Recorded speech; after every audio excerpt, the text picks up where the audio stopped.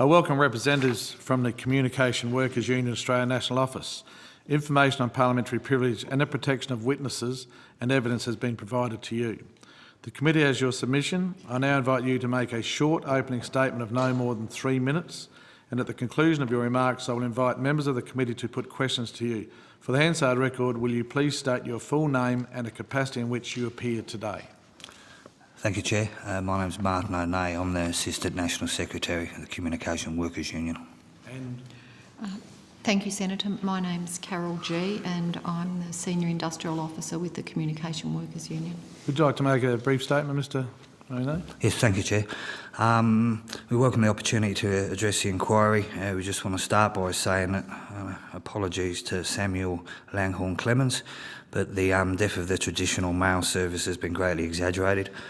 Mail volumes are declining, but it's due to a generational change, not an overnight one, and well over 4.6 billion mail articles a year are still delivered. The sky is not falling in, contrary to popular belief, and we believe Australia Post has a bright and shining future. We feel some of the commentary and statements are trying to create an artificial crisis to drive a certain agenda. We will submit that Australia Post's own surveys show how much customers still value the traditional mail service. Customers of all ages. Some of the interesting parts in the statements is how greatly customers in regional Australia still value the traditional mail service. We'll also submit an article interviewing Alison Harrop, the CFO of Australia Post, that is a balanced interview and, in our view, more in tune with the reality. We must say Australia Post are doing excellent work in a number of areas. This has got to be acknowledged. In our written submission, we've got some examples there. Unfortunately, in our view, in a number of key areas, Australia Post have lost their way. The staffing freeze is an experiment that has failed miserably. In 6 months, over 450 positions have been stripped from the frontline network. The abolition of the clear floor policy, where every letter would attempt to be delivered in a delivery centre, and the direction to posties in regional areas not to do any overtime and to return mail at 3 o'clock are another example of where the ways have been lost. There's proposed cuts to existing services in regional Victoria and New South Wales. No consultation whatsoever has happened with local government. No consultation whatsoever has happened with regional business or consumers in them areas. There has been attempts to gag us as a union, but we will speak out on issues that affect our members in regional Australia. We're asking for Australia Post as a government business enterprise to make a commitment to regional Australia, and there should be decentralisation going on, not centralisation. We've got some information here in our opening statement about the executive salaries and so forth. But in our view, Australia Post has been and continues to be a viable public enterprise and has delivered approximately $880 million back to the government in the past 5 years, and that's been without the need to reduce existing services. Again, talk of Australia Post being a crisis point that's been in the media recently is more evidence in our view of an artificial crisis that's been created. And we've heard the term crisis point from senior management for a constant 5-year basis, and over them 5 years again, Australia Post have delivered $880 million back to the government and the taxpayer. We've got some suggestions of how Australia Post can sort of get back on track and restore their position as, if not one of the world's greatest postal service, the world's greatest postal service. Thanks for the opportunity to address the inquiry, and we're happy to take any questions. Mr O'Neill, this inquiry is also looking at licensed post offices. Yes, Chair. Now, we've seen at the Senate estimates, we've only had 3 price rises in stamps in 20 years, including the GST entwined in that. That's a 35% increase in the price of stamp. Over that period, inflation has been 75% and wages more than 100%. Yep. Wouldn't that be, especially with the basic postage rate linked to the licensed post offices, wouldn't that provide? Have you got anything to add to say about the licensed post offices and their survival? Look, I don't really want to speak for the licensed post offices just because we don't represent them and they've got their own employer groups, but I will make comment on the stamp increase. Look, we certainly support a stamp increase, price rise, for the reasons that you've outlined there. The fact is it still is way below inflation. How much? Well, look, I mean, I think even if you're telling a consumer that you're going to charge them 70 cents to send a letter from Melbourne to Darwin and it's going to get there in 3 days and you're going to guarantee that you're going to do everything you can to do that, we think that the Australian public would still see that as a reasonable price to pay, and we would support any moves to increase the stamp prices. But, Chair, Australia Post would have to ensure that existing services are maintained. You cannot charge people more for less. Yeah, I'm going to go to Senator Urquhart, please. Thanks very much, Chair. Thanks, Mr O'Neill. I just wanted to go to a couple of areas in your submission where you talk about, and you've outlined the clear floor policy that's been abolished. 650 full-time positions have been abolished. There's been a reduction of just around over 450 positions. Sorry, I misheard that. And no overtime and a return mail at 3 p.m. So I was just reading in your submission that you said in a country area or a large regional town, 7,000 homes in one area missed out on mail in one day because of staff shortages. So how broad is this issue where mail, that volume, that's a fair amount of homes, how broad across the regional areas is that? Well, look, it seems to be happening all over regional Australia. We're getting constant phone calls off of our members in regional areas. Again, you know, when the regional radios have rang me and I've spoken to the producers, and we haven't necessarily gone to air on every occasion because, you know, we have to keep the balance up with letting people know what's going on, but we've got no interest in damaging the brand. That would just damage the long-term interests of our members, and that would be counterproductive. But we feel we are under a duty to speak out at a certain level. But look, as far as we can tell, regional Australia seems to be bearing the brunt. Yep. So again, you talk about the issue of places like Bendigo, Seymour, Geelong, Ballarat and Gippsland. In terms of Australia Post has indicated that it might move the majority of that mail from the regional area into the more inner sort of, or outer city sort of area. So again, what effect would that have, given that we're talking about a large regional town here that has, you know, maybe up to 7,000 homes? So we'd be talking about a loss of jobs, but would that then impact on the amount of mail that was delivered as well? The jobs that would be going, if this proposal goes ahead, would be the night shift jobs where the people would be processing. The delivery people would still stay there, but I suppose there's two different things. The proposal to cut regional services is one thing. That will impact on the amount of time that the people get the letters in. But then you've also got the problem of the staffing freeze, which means that there's not enough staff in these areas to deliver what mail they actually do get. Coupled with the abolishment of the clear floor policy, I mean, I suppose the staffing freeze and the clear floor policy are interlinked, because if you didn't have a staffing freeze and you had adequate staff, you would still be able to have the clear floor policy there. But in our view, the abolishment of the clear floor policy is another failed experiment. Our members, you know, rightly are proud of getting the mail out in a timely fashion, rain, hail or shine. The members of the, you know, I don't have to tell people here the public affection that exists for our members who are out there doing the job. I mean, they see the posties out in 40-degree heat, they see them in rain, getting the mail out. The culture has always existed, we will get the mail out, rain, hail or shine. Now you have posties who are told it's okay to leave that round behind there with 3,000 letters in it because there's no longer a clear floor policy and we've got a staffing freeze on. Yep. So just again going to your submission in relation to the clear floor policy and the CSO obligations, I noticed that from the second, you've got two tables in there, from the 2nd of the 9th 13 to the 30th of the 9th 13, and then another one from the 1st of the 10th 13 to the 31st of the 10th 13. So to effectively September, October. The 94% in most of those states is well, it doesn't exist. I mean, for instance, in South Australia it's 93%, in Northern Territory it's 91.5%. And then if we go down to October, for Western Australia it's 79.2%, so it's a long way below the 94%. Now this is October. What's going to happen when we get to, well, now in December, because obviously I expect that the mail volume increases over the Christmas period and coming up to the Christmas period, I expect that those figures are going to go down a lot more, which means that then the CSO is actually not being adhered to. Is that correct? Do I understand that right? Yeah, these are month-to-month figures. Although I must report to the committee that there have been some significant efforts in Western Australia in the past few weeks. I think the figure there that is completely unprecedented, sort of, you know, raised a few awakenings. It certainly would have shocked a few people. It certainly shocked us when we seen it.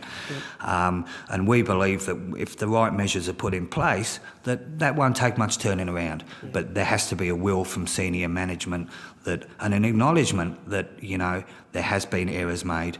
Some of these policies were introduced as a knee-jerk reaction. There was definitely no consultation with the local managers, because we get phone calls off local managers too. I mean, they're not happy having their hands tied and not having the ability to manage and to service their customers. And a lot of these managers know these customers intimately, especially in regional areas where you don't have a huge town. Yep. Look, I've got to go to Senator Fawcett, who has to do a run in a minute. Senator Fawcett. Thank you, Senator Urquhart. Thank you. Thanks, Chair. Mr Aneek, can I just go to the issue of the overtime? All corporations these days are seeking to reduce their costs, and I'm just interested to explore whether the need for overtime in order to actually clear the floor and deliver the rounds, has that been a long-standing issue, or is that a result of a cut in workforce, or is it a result in an increase in mail volume, or just the fact that there are more customers now in the area? All of the above, probably, Senator. You know, there's many different variables that come into a delivery centre on why you'd need overtime. Mondays are a particularly big day because you've got the sort of weekend, the mail that travels over the weekend, so it builds up. Tuesday can be a bit of a quieter day. You might be in a place where it's a growing area and they're not necessarily putting on staff, so the overtime is because they're short-staffed. Sure. Okay, I'm happy with that, but so there's multiple factors. There are multiple factors, yeah. The limit on overtime now, is that a specific identified cost-saving measure? Yeah, as we identified earlier, in regional areas, there doesn't seem to be any sort of bar exclusion of overtime in metro areas. Mm-hmm. It seems to be region specific. Right, okay. And one question, this may be ancient history, you may not be able to answer, but before there was the expansion of licensed post offices and you had more post offices that are actually owned by the PMG and then Australia Post, were those employees members of the CWU? They wouldn't. We've been through a number of amalgamations over the years, so a lot of them would have been union members. I mean, the point of my question, I guess, is not so much the identity, but do you have a corporate view as to the motivation behind the developments that have occurred over the past decade or so of moving from employees with AusPost-owned establishments to essentially outsourcing the work to others?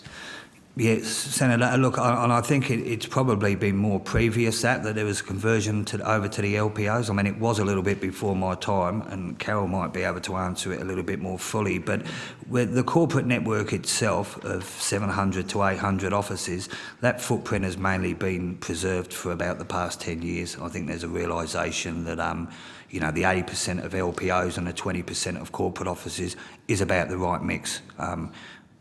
Carol? Thank you. I guess we'd say that corporate post offices are extremely important. In our view, they're more important than LPOs, and that's because they provide a full service. If an LPO can't run the post office, then in our view, Australia Post should open a corporate. But just in trying to answer your question a little more clearly, Senator, I guess LPOs are perhaps a convenient tool for allowing wages and conditions and service standards to fall without Australia Post having to take the blame for that. Okay, thanks, Jim. Okay, we've got 10 minutes left. Senator Pratt, and do you have questions, Senator Xenophon, Senator Madigan, Senator Boswell to the CWU? Senator Pratt. Thank you. I just had a couple of brief questions. One of the themes of this inquiry thus far has been the decline in mail and the need for an increase in the postage, and that's well covered in your submission. One of the and then the other counterbalancing thing has been the growth in parcels, which of course has largely been contracted out, and clearly people need to collect their parcels also from post offices. What moves have there been for smaller parcels to be delivered by posties and to make those services more sustainable? And has that had an impact on your posties in terms of their capacity to do that kind of work on bikes, etc.? Thank you, Senator.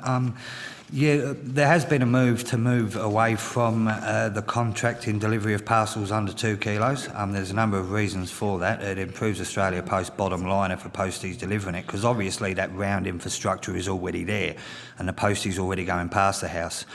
Australia Post have rolled out 7,000 to 8,000 scanners to posties, basically a handheld computer. So now the posties, small parcel volumes has gone from anywhere between 0 and 5 to up to 80 to 100. We've been very supportive of the initiative, and we think it's something that, Mr. Fahor has certainly nailed. He's got that right. The infrastructure was already there. It made perfect sense to leverage off that infrastructure. And obviously with declining mail volumes, that sort of space over time in the postie's bag is getting a little bit smaller. So why not fill it up with small parcels? It's allowing the posties again to re-engage with the community. And again, I'll refer to the public affection to the postie. There's going to be a lot of posties this Christmas are going to be playing Santa, and a lot of smiles. And as long as it's ensured that they're going to have enough hours and not too much pressure on them to do their job and to play Santa, everyone's going to be happy. Yeah, and are we going to need to change our letterboxes, really? Because one of the things that if Australia Post is going to survive as it is into the future, its footprint and its capacity to have regular delivery is vital, and clearly parcels are part of that.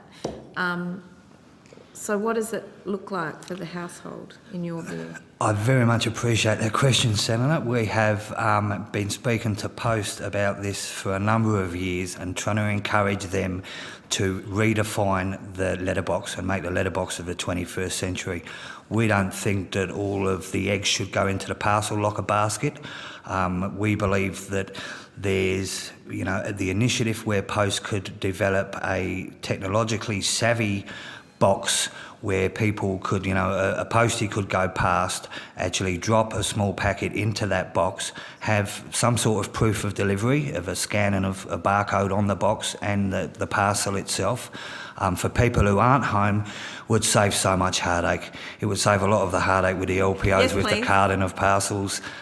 We'd love to see that initiative happen, and we think Australia Post should develop that product, brand it up, and we think there's going to be a number of online shoppers who'd love to do the that. old drum at the front of my property?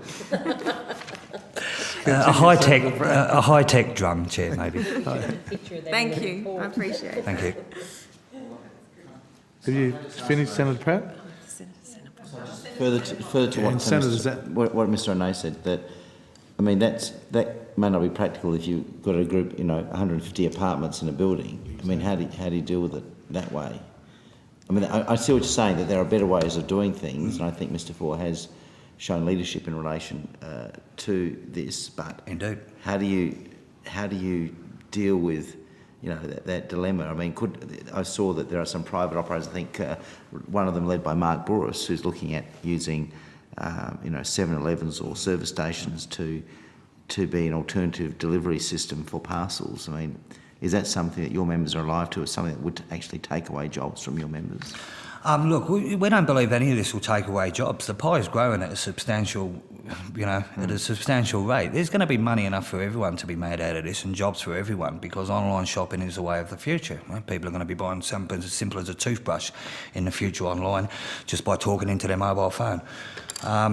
But again, with the issue of multi-dwelling units, as we describe them, if you go to Europe, you see like companies over there like DHL and that have developed pack stations actually have these pack stations near the units. So you might have a sort of bank of 200 parcels where you've got, say, 1,000 to 2,000 apartments within 3 to 4 minutes walking distance. When I suppose we talk about the development of the letterbox for the 21st century, we're probably talking a little bit more about suburban Australia. You could also have kind of lockers that are booked, if you like, for the delivery of a particular parcel that could be coded for a particular resident to open that locker for a particular item, and once it was gone it would be available for another delivery, surely. Indeed, Senator. I mean, it's getting to the stage where, you know, everyone's only going to be limited by their own imaginations. Yeah. Senator Pratt, you finished? Senator Madigan, you have a question? Mr. In Australia Post's quest for further enhancement, you know, profit drive, better delivery, I believe that they're talking about shipping the mail from regional mail centres to a more central mail system. So am I correct in assuming then that we're going to possibly be carting, say, mail from Ballarat, say, to Dandenong, Geelong to Dandenong, Bendigo to Dandenong, Mildura to Dandenong, and then it's going to go back out again? So I can't see how that's going to be more efficient delivery of the mail. Look, as I understand it, Senator, the proposal does mean that a letter would potentially have a longer journey to travel, yes.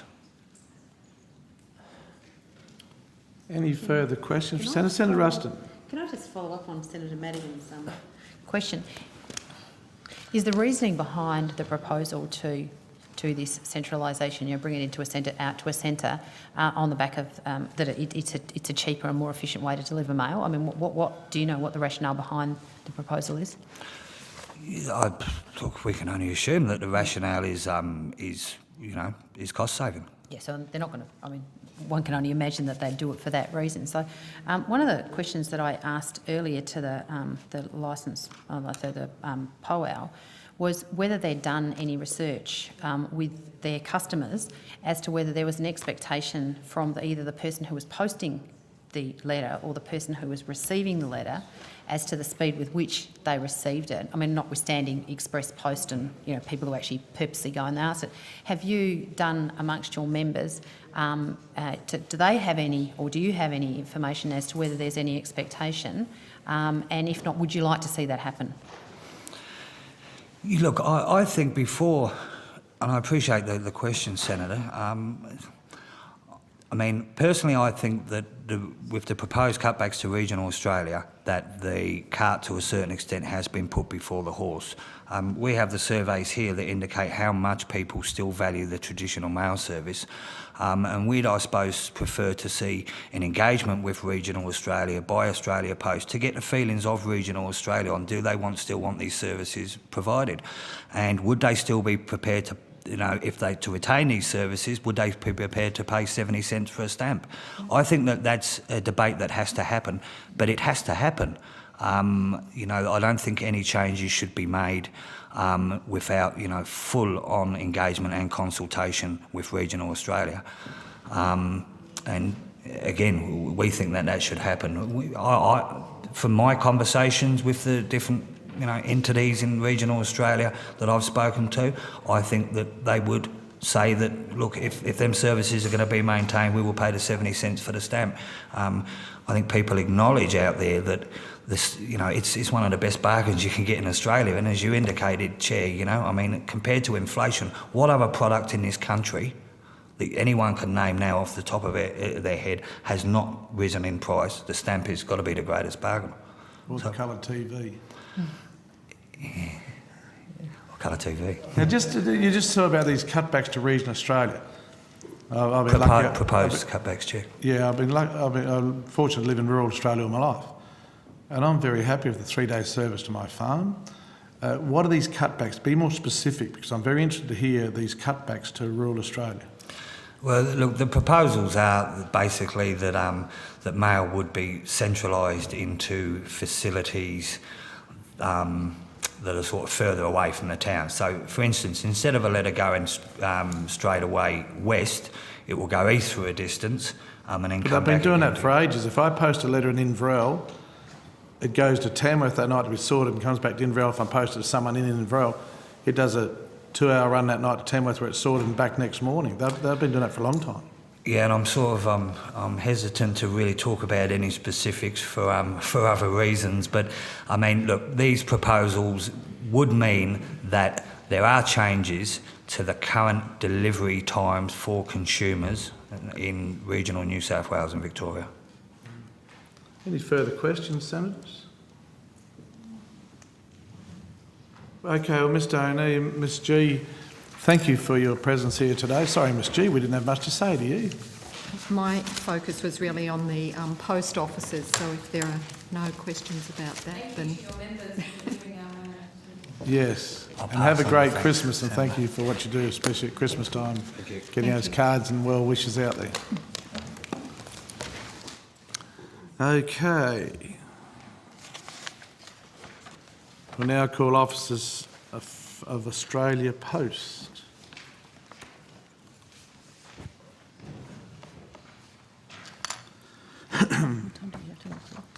I've got to leave at 4 o'clock, so we'll be running to schedule. We've got an hour and a half with Australia Post and just 30 minutes with the Department of Finance. So if we run this one 10 minutes short, that'll be even good. If we had an hour and 20 instead of an hour and a half. So I have to limit. I think we've got what we need to get, haven't we?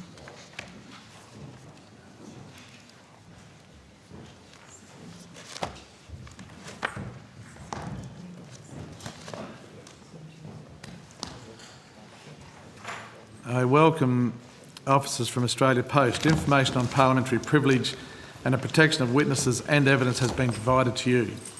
I remind witnesses that the Senate has resolved that an officer of a department of the Commonwealth or of a state shall not be asked to give opinions on matters of policy and shall be given reasonable opportunity to refer questions asked of the officer to superior officers or to a minister.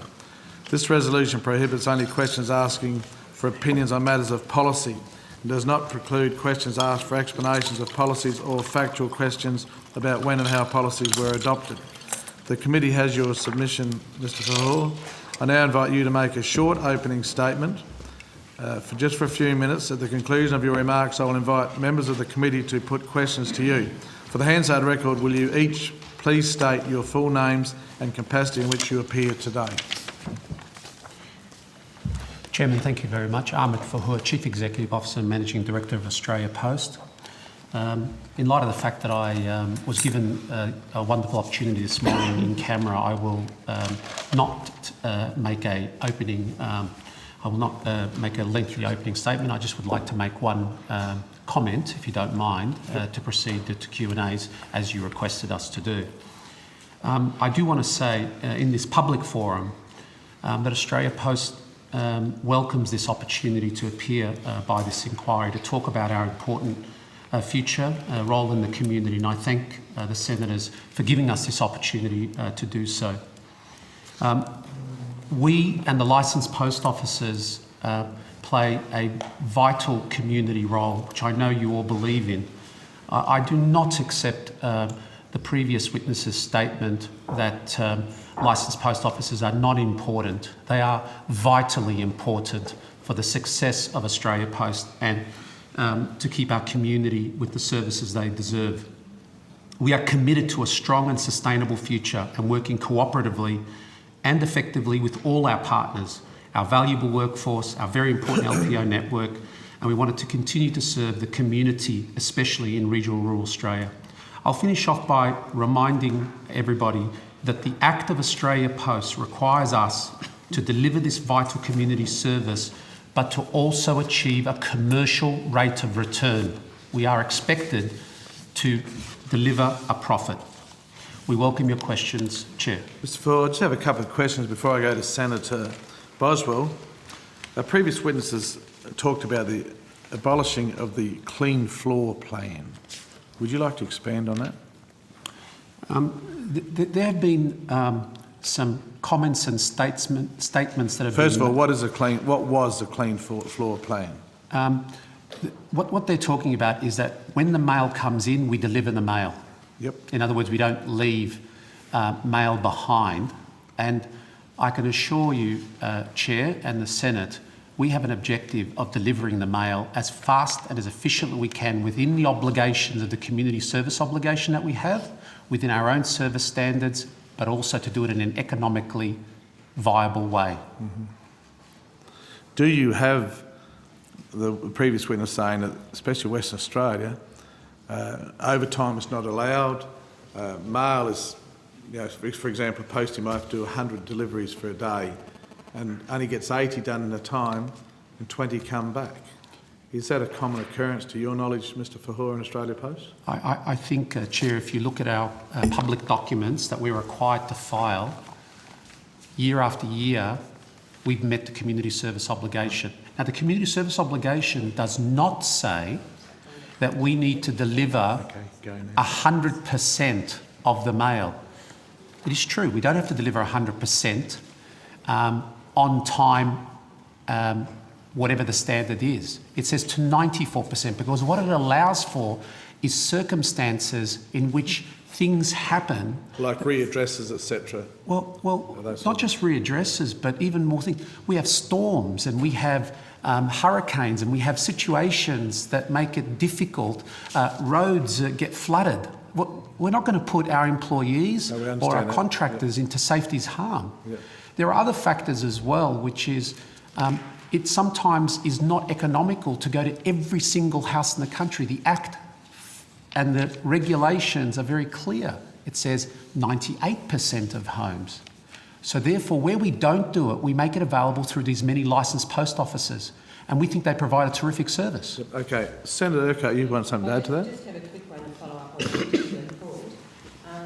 I guess you talked about 94% and that being, you know, to take into account things like, and I'll use your terms, roads, you know, floods, whatever. Is it then the objective to ensure that 100% gets delivered if you don't have floods and storms and roads washed out? Eventually, you mean, Senator? No. Each day, because the CSO standards, you talked about being 94%.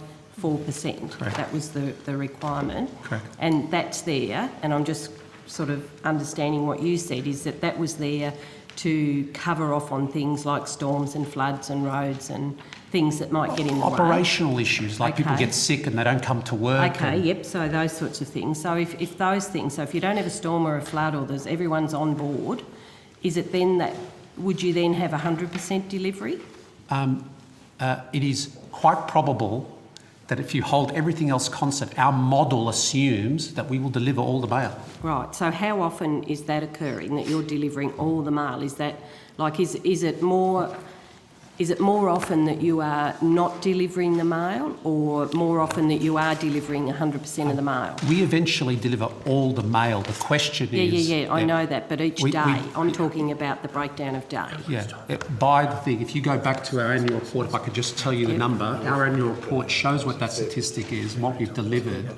For example, to answer your question, in the last financial year, it was 95.5%. Yep, I've got that in front of me. It's on page 9 of your submission. 95.5 on-time delivery of non-bulk letters. That's the issue, is it? Yep.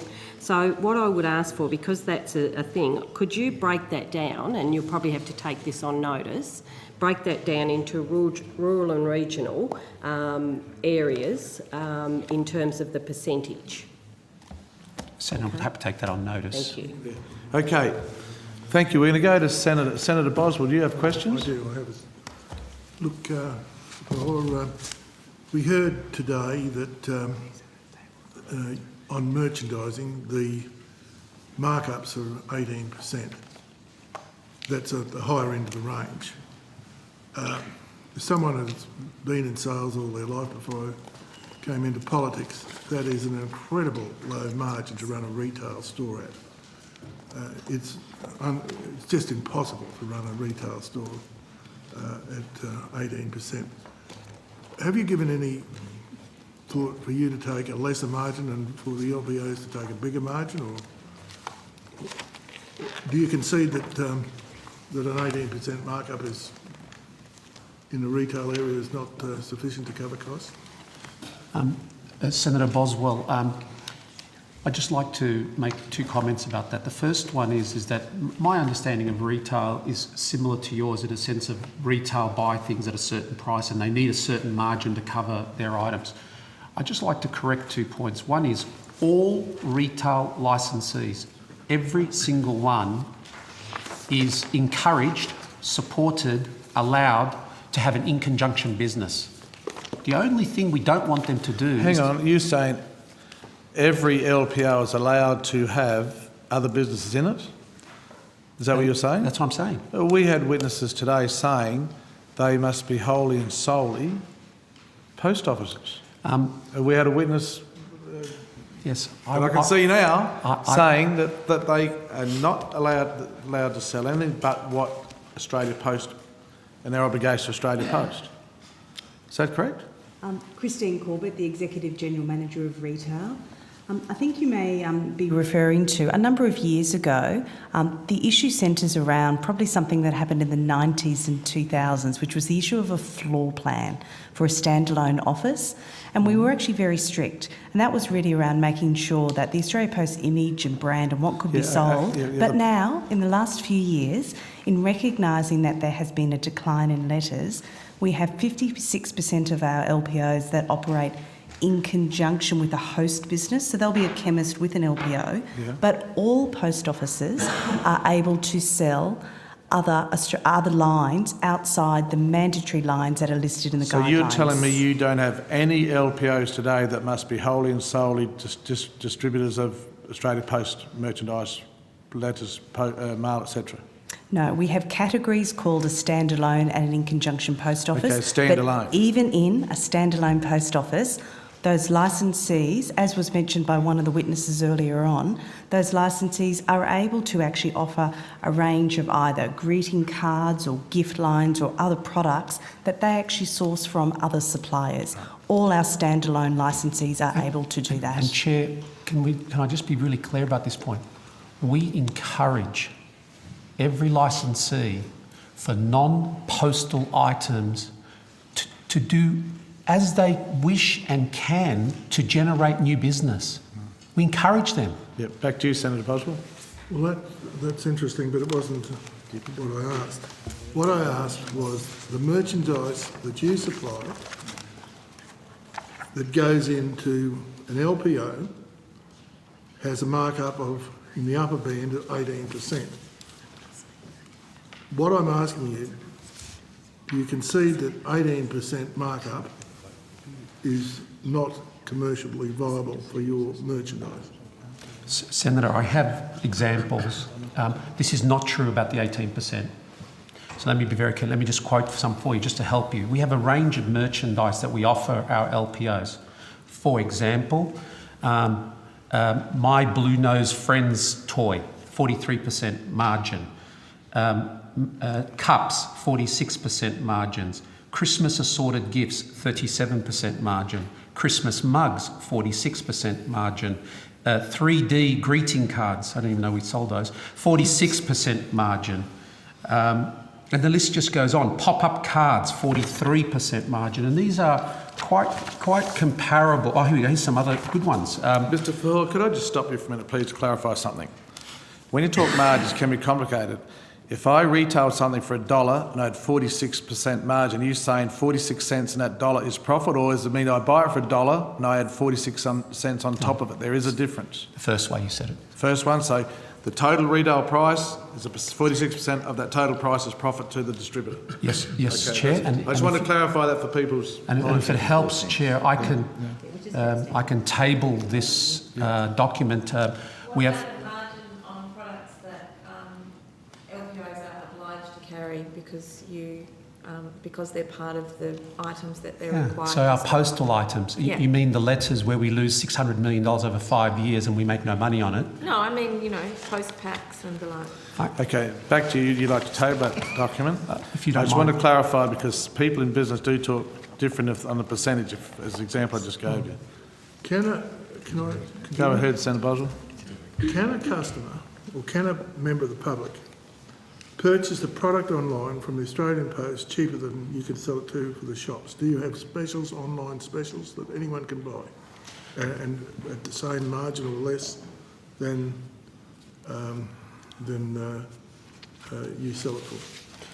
Senator, I'm not aware of any general I'm not aware of any general campaign, but can I say this? Can I imagine that there might be a one-day special that we might offer online on something? That is the possibility of that, is I'm sure that's the case. But as a general rule, why would we undercut our most important part? I don't know. I don't even know why you go and undertake. There might be some specials sometimes on. It's a mystery to me why you go and take and poach their customers. So, and every submission, and even Powell, have said this is a major problem, that you keep poaching customers from LOPs. Now, if you're doing that, I'm asking you, do you undercut their sale price to people that are not members of LOPs, to the public?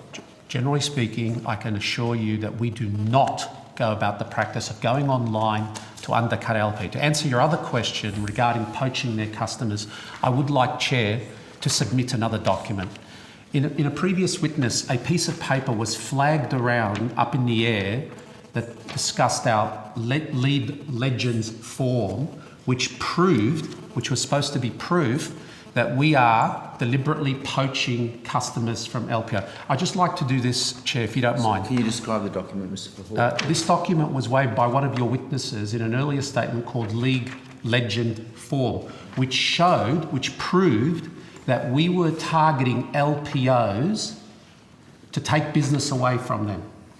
I take great offence at that statement being made, because I now have a copy of this document, because I was, to my surprise, of course, I would be so upset, as I'm sure you would be, if we were targeting our LPO partners to take business away from them. But I would like to, Chair, just to correct the facts, submit the form that was put in there, and let me just read what it actually says. So, Chair, would it be? It might be helpful if the document, through you, Chair, whether the document could be accepted. I'll get advice from the Secretary. Well, I think if Mr. Fahor wants to refer to this document and provide it in evidence, it might be useful if we all got a copy of it, that's all. Yeah, we could run a copy. Thank you very much. And it does here target who we are targeting. It does actually say who we're targeting, Senator. Who provided that document? The previous witness said this came from the manager of Australia Post. I now have this document, a copy of it, the lead legends form, and it says in here very clearly, it's for new business, and it says, who did you get this business from? And it lists the 6 entities. It says FedEx, TNT, Toll, DHL, Couriers Please, Fastways. These are our competitors. Of course we're going to take business away from them. Okay, look, we'll get a copy run off and Chair, and Chair, I suppose, and I might get advice from the Secretary through you, Chair. Perhaps we need to look at the document before it's formally tabled. Is that the appropriate protocol? Yes, I don't want to cause problems. Thank you, sir. Can I ask and follow up? Hang on a minute, just a minute. Senator Boswell. Louisa can follow me. Every witness, every submission, every time I've talked to anyone with an LPO, even Powell, have said, if you listen to their statements, and Powell has sort of been in association with you for a number of years, they have complained bitterly that poaching goes on. Now, if you're saying it doesn't, then either you don't understand what is happening in your organisation, and I suspect that is wrong, you do. And you told us at the last estimates committee, if you could establish this happened, you would come down like a ton of bricks. Now, it is happening. It is definitely happening. I reiterated my experience the other day when I went to, no, I don't think you were here. I listened to Powell and they said it wasn't as bad as I was hearing. I went up to my own local post office who has since sold. His experience was that he was working 72 hours a week he was working 60 hours a week for $72,000 a year, and he was then had paid $728,000 for the privilege.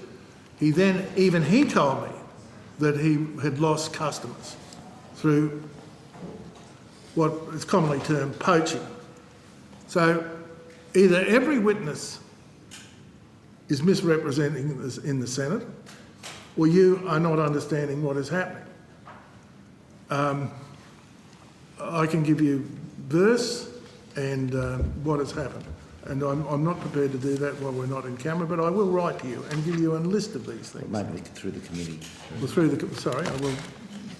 And I want you to respond to it. Yes, Chairman, may I respond? Yeah, sure. Yeah, please Sorry, go. can I Mr. Fahor is responding to Senator Boswell's point, okay? Yes, and I have some supplementary questions which I hope will be of assistance to the committee. Okay. So, can I ask those supplementary questions? Just to have a variation on the theme. I appreciate that a document will be circulated on the issue of poaching. You actually refer to some of your rivals. Is it possible, Mr. Fahor, and to Ms. Corbett as well, that a number of your managers have made direct approaches, not as part of any policy, but it has occurred because we've heard from witnesses. I've heard from people who say that they get regular approaches from people saying, you can come to us to the corporate post office and leave the LPO. I've heard it from a number of sources. It seems to me that there is a body of evidence that it has occurred. I'm not suggesting it's anything deliberate, but if it does occur, how do we fix that problem? Because I think your view is that isn't a fair practice. Chairman, in response to both the points that are made, let me just be categoric about one point. Australia Post does not have a policy, a national policy, in any shape or form of transferring business customers from outlets. And we do not provide an incentive to our people to do so. So I just want to be categorically about that. But we do recognise that as small businesses grow, they outgrow an outlet. And they tend to want a pick-up service as opposed to a drop-off service that an outlet provides. So they do grow. And they tend to then put their business out for tender between us and all of our competitors. Therefore, what I absolutely recognise, and I am not oblivious to, is that as some of these businesses grow, some of those do come from our outlets. They do come from corporate outlets. You're talking about customers of Australia Post. Customers. As the parcel customers grow, they outgrow a post office. And so therefore I'm recognising this and saying, while there is no poaching that we endorse in any shape or form, what I am saying is they need to be serviced, and therefore we need to find a way to look after the post offices if they've lost those clients. And I'll just finish with this last comment. I want to use Australia's largest online seller that began in the southeastern suburbs of Melbourne, called Catch of the Day. They were a tiny post office 7 years, a tiny seller. They used to sell their items from their garage 7 years ago. They started with vacuum cleaners. And they'd go to the local post office and put it in a box. You'd buy it through, one of the online markets, and they'd post it to the customer who bought it. Today, that customer is doing millions and millions of parcels. We send 3 double B trucks to go and pick up their items in big ULD cages. But they started as a very humble small business. Those types of businesses grow and become big business, and they need to be serviced by a big national...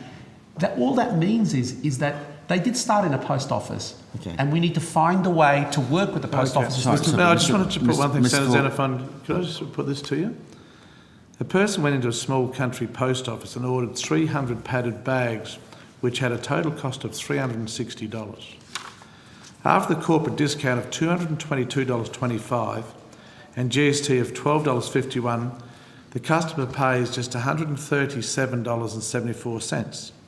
The licensee told my office that the area office warned the customer would go to a corporate office for the discount next time or would refuse to pay until they get the discount. Who wears the discount? is my question. We're talking about this very issue of poaching. With regard to post-pack, what we have for post-pack is a different set of prices based on quantity.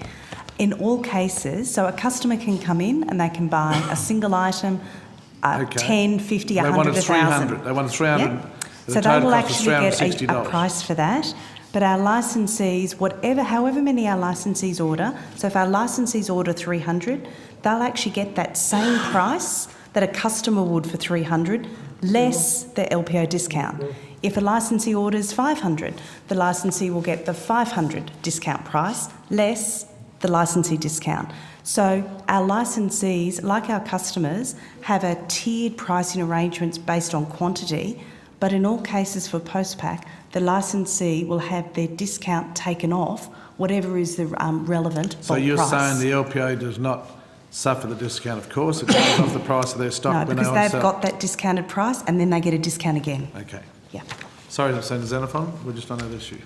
Okay, I'm just, maybe I shouldn't use the word poaching should not be used because that's not helpful. I mean, there are two definitions, one of illegal hunting, killing or capturing of wild animals. The other one's cooking eggs. Well, the second one of gently simmering food in liquid. But I think it's fair to say that maybe the latter definition, where a lot of LPOs feel that they're being, gently simmered until they're being boiled in terms of their business model. So maybe we can just neutralise the language, and it's in these terms. If I understand what you've said, and Catch of the Day seems like a good example.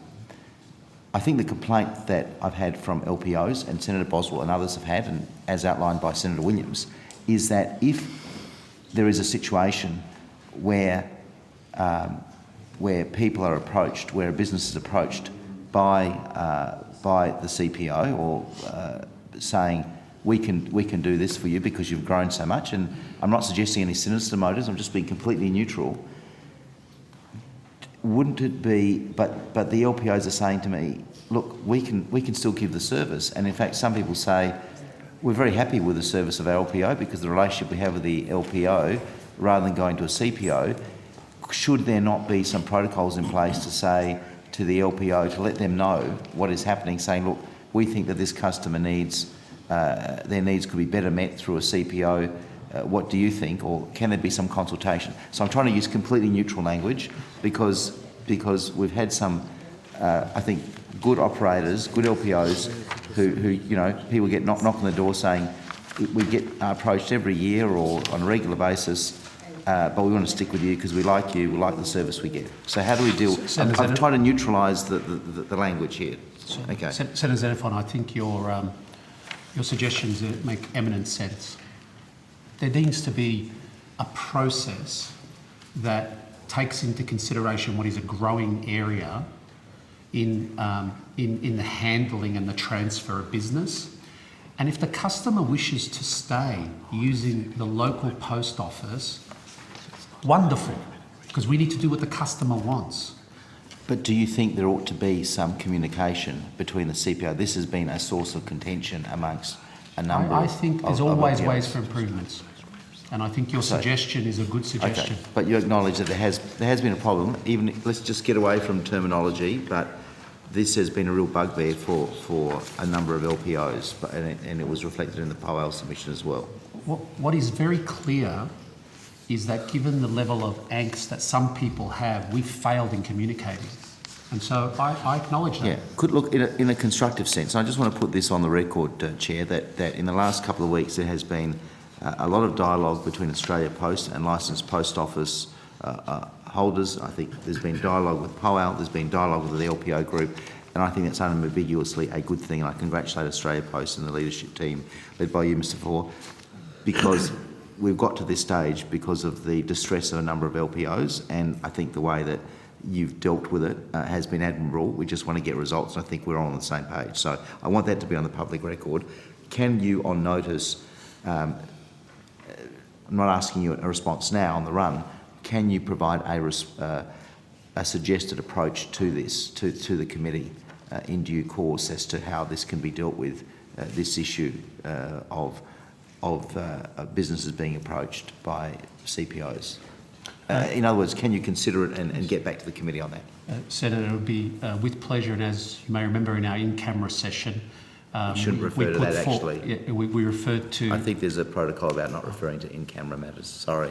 Otherwise, the Secretary will tell me Yes, off. that's fine. Sorry for being out of order, Chair. No, and, that's right. This is something we will do with pleasure.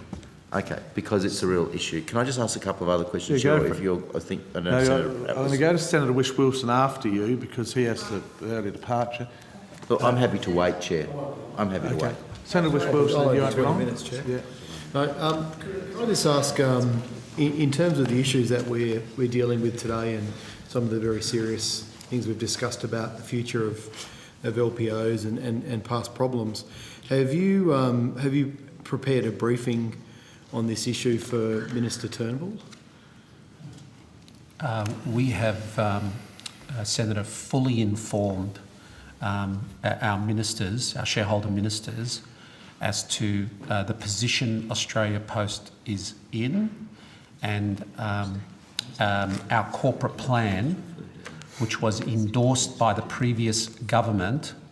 We're pleased to say that our corporate plan has been endorsed by the current government as well, which factors in the situation that we have today and the opportunities for Australia Post for what I hope will be a very bright future of Australia Post into the future. And on that note, the three main things you're asking for that are in your submission are gain on stamp price increase, gain approval to offer a wide range of trusted services, and necessary adjustments to the current limits on commercial freedoms. Are these things that you've discussed or had written correspondence with or had direct negotiations with in terms of the government or previous government? As I mentioned, they are within our corporate plan, and our corporate plan lays out for both the government of the day and in previous corporate plans our desire to implement and execute against those items. So how long ago was the corporate plan lodged? The corporate plan is lodged on an annual basis. The previous government endorsed... With these issues, these three specific It's things been you're in asking previous for. corporate plans. Okay. And the most recent corporate plan, which was lodged in July, which is required to us by the process, and we received endorsement of our corporate plan from both the previous government and the current government. Okay. So this is an issue that you've been speaking to the government, current and previous, about for some time? Yes, sir. Yeah, okay. Could I just ask, in terms of your board, whether you feel you have enough regional and small community experience on your board, Australia Post's board? The makeup of the Australia Post board is a matter for the minister and the ministers. And I would, of course, say to you that we're blessed with some very talented people in the past and currently. There's a surprise. Okay, but in any terms, is there any representatives from rural and regional Australia then on the board? In any capacity?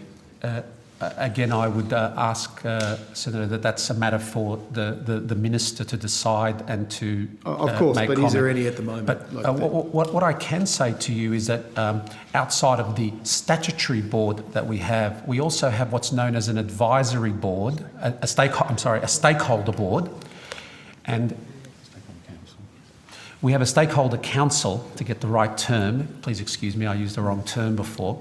The stakeholder council is a very important council, which is a representative council made up of a number of people from both the union side of things, regional and rural Australia, states, different states, etc., etc. This stakeholder council is Perhaps I might get that on notice from you, Mr. Fahor. Just a specific question. One of the important things that you've talked about at estimates and today is about the future opportunities for LPOs and for CPOs.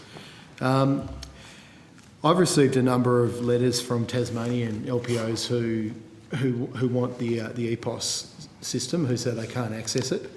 Is there a reason? What is the key reason that these LPOs don't have access to this system at the moment?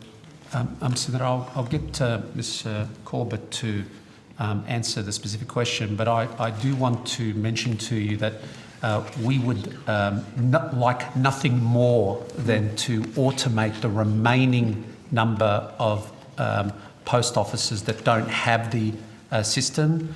The more that are there with that system, the more services we can offer, and the more that can be done efficiently. But the feeling I've got from speaking with them is that they're basically being told they're not earning enough revenue to justify having the system. So traditionally, our licensees and our corporate offices have operated under our corporate EPOS system, and that EPOS system has been a fairly expensive system to actually roll out. So the criteria historically has actually been based on really customer demand and anticipated business volume. So in very small towns, you'll actually sort of find that you may only be doing 10 or 20 or 30 customers a day that actually hasn't justified the demand for that kind of technology.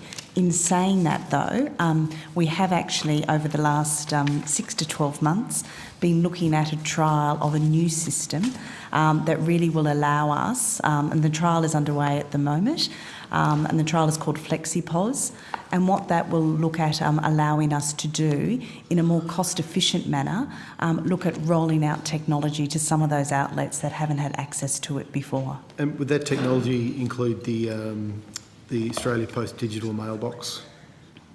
The technology we're looking at is really a point-of-sale technology, which would give those what we call manual officers access to sort of doing postal assessment electronically, as well as banking and bill payment services. That's what we're looking at trialling and rolling out. Because obviously it's intuitively appealing when you're talking about all these new potential services, Yes. but when we're hearing from small LPOs that's not accessible to them at the moment, then you it is only a trial at the moment. Yes, I understand why there's an obvious disconnect there, and there's a lot of concern that they don't have a future if their existing businesses are being run down and they don't have access to new technology. Where are they going to go? in addition, Senator, if I may, Chair, just add one other comment. One of the terrific initiatives, in addition to this FlexiPOS model, over the last 12 months, our organisation has been looking at is we've also been looking at this when you do have EPOS. One of the topics that's come out, and it's actually in a lot of the submissions, is they may not do enough transactions and they get hit with what's called a minimum EPOS fee, and that it ends up being too expensive a system for them to run when they have to do these minimum fees. We are investigating, and have been now for nearly 6 months or so, the possibility of giving many of our rural post offices some relief around the minimum number of transaction fee that they have to pay for that EPOS. And so we're not there yet. We've been working on it a little while, but our plan does include looking at a way to giving them some cost relief on this minimum EPOS fee. And I think this will be very welcome news if we can get around to doing it. And sorry, just to clarify, the FlexiPOS system, I said it's in trial at the moment in 10 participating outlets, and it is actually for the postage assessment style and bill payment. So it's restricted to those two areas. Can I ask the witnesses, look, you're taking far too long to answer questions. Sorry, I just we wanted are limited to for time. correct. Back to you, Okay. Senator. So, because it sort of does say on your website when you go on to have a look at purchasing, or if you're interested in getting an LPO, that there's an opt-in. You can opt into these management systems, so that it's not necessarily the case you can opt in, but in the future you expect that any LPO will be able to opt into these types of technologies. We're certainly looking at extending them. Okay. Would it be factual that all CPOs, LPOs have the same ability to offer services and? So both our corporate offices and our licensed post offices do offer generally the same services. What you will find though is for some of our newer transactions, like some of our identity transactions, there is a restricted network, and that's really based on the agency principal demand. Okay. But the same thing applies both to corporate and licensed post offices. Okay. Because it does, once again, I'm not trying to be tricky dicky here in any way, but it does also say on when you go on to look at purchasing when under the system how a franchise operates, that franchise post office products office provides the same products and services as corporately owned and operated outlets. It actually says that on your website, so you might just want to maybe be careful about that. They do offer the same. I Right. think you're talking about our franchises, not our Yes. licensed post offices. Yeah. Franchise is a different model, and there are 29 of those in the country. Okay, that's all for me. Thanks, Chair. Senator Pratt. Thank you very much, Chair. We had a look at margins in relation to the LPO product guide, but I'm interested in, the margins on the other items that people are obliged to stock because they're part of the postal service. And in a sense, I know that's packaged up because, with the sale of that item goes actually the whole provision of the service in many instances. There are a range of different contracts attached to, for example, how express post bag, won't necessarily have a straightforward margin attached to it. Can you explain to the committee how that works? Senator, I was reacting to one statement, which is there's a ceiling on the margin that you make, and I was showing that there is no 18% ceiling because if No, it's not in the context of the other question. I understand. Yeah. I'm sorry. I was explaining myself. I'm sorry, Senator Pratt. Yeah. There is a variability by product depending upon the economics of that product, i.e. what can we buy it for, what's the cost, and then what could we put it in such a way that the person can then sell it and make a margin. Okay. And it does vary. Retail stores typically operate net of their costs, typically around a 5% margin. That's what you typically make net of your own costs and then bring it in. Net. That's what I just said, net. Mm-hmm. I'm sorry, net margin. I'll follow you. And so therefore, we have to work very hard to use our size that when we go and purchase items, that we could help the post office by giving it to them at the lowest possible price for them to try to achieve their margin. Okay, I'm not worried about what's in the LPO product guide. I'm more interested in the postal items that are carried, because clearly the main service that you provide as LPOs is to help facilitate mail and parcel delivery, and so it's those mail and delivery items that I'm most interested in. Yes, and I understand now. In order to be economical with my answer, because the chair has asked us to be more so than normal, if you look at page Annexure A of our submission, the answer to your question lies there across a range of those services. Okay, how does that relate to if someone, if a local post office is trying to facilitate one of their customers who, is selling, shoes or something like that, and so they go from being, a household customer where you might buy one bag to, trying to facilitate that local corporate development of that internet type delivery. It's been put to me that the corporate post offices have the capacity to undercut, and we've had some discussion of this already, to undercut an LPO in the capacity of that LPO to provide the items that their local business might actually want. No, that's not the case? No. And how does it, these are pretty tight margins in some instances, I would imagine. How does, if an LPO wants to retain business for a local retailer, how do you make sure that,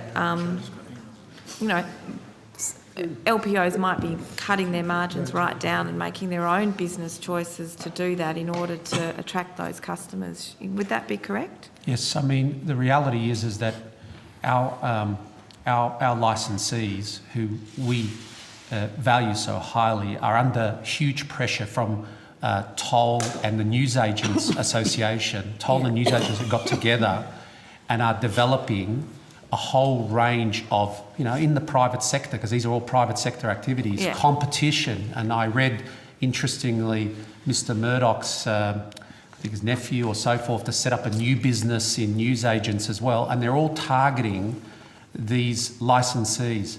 We need to find a way to support them because it's a tough business, their costs are going up and they've got competition.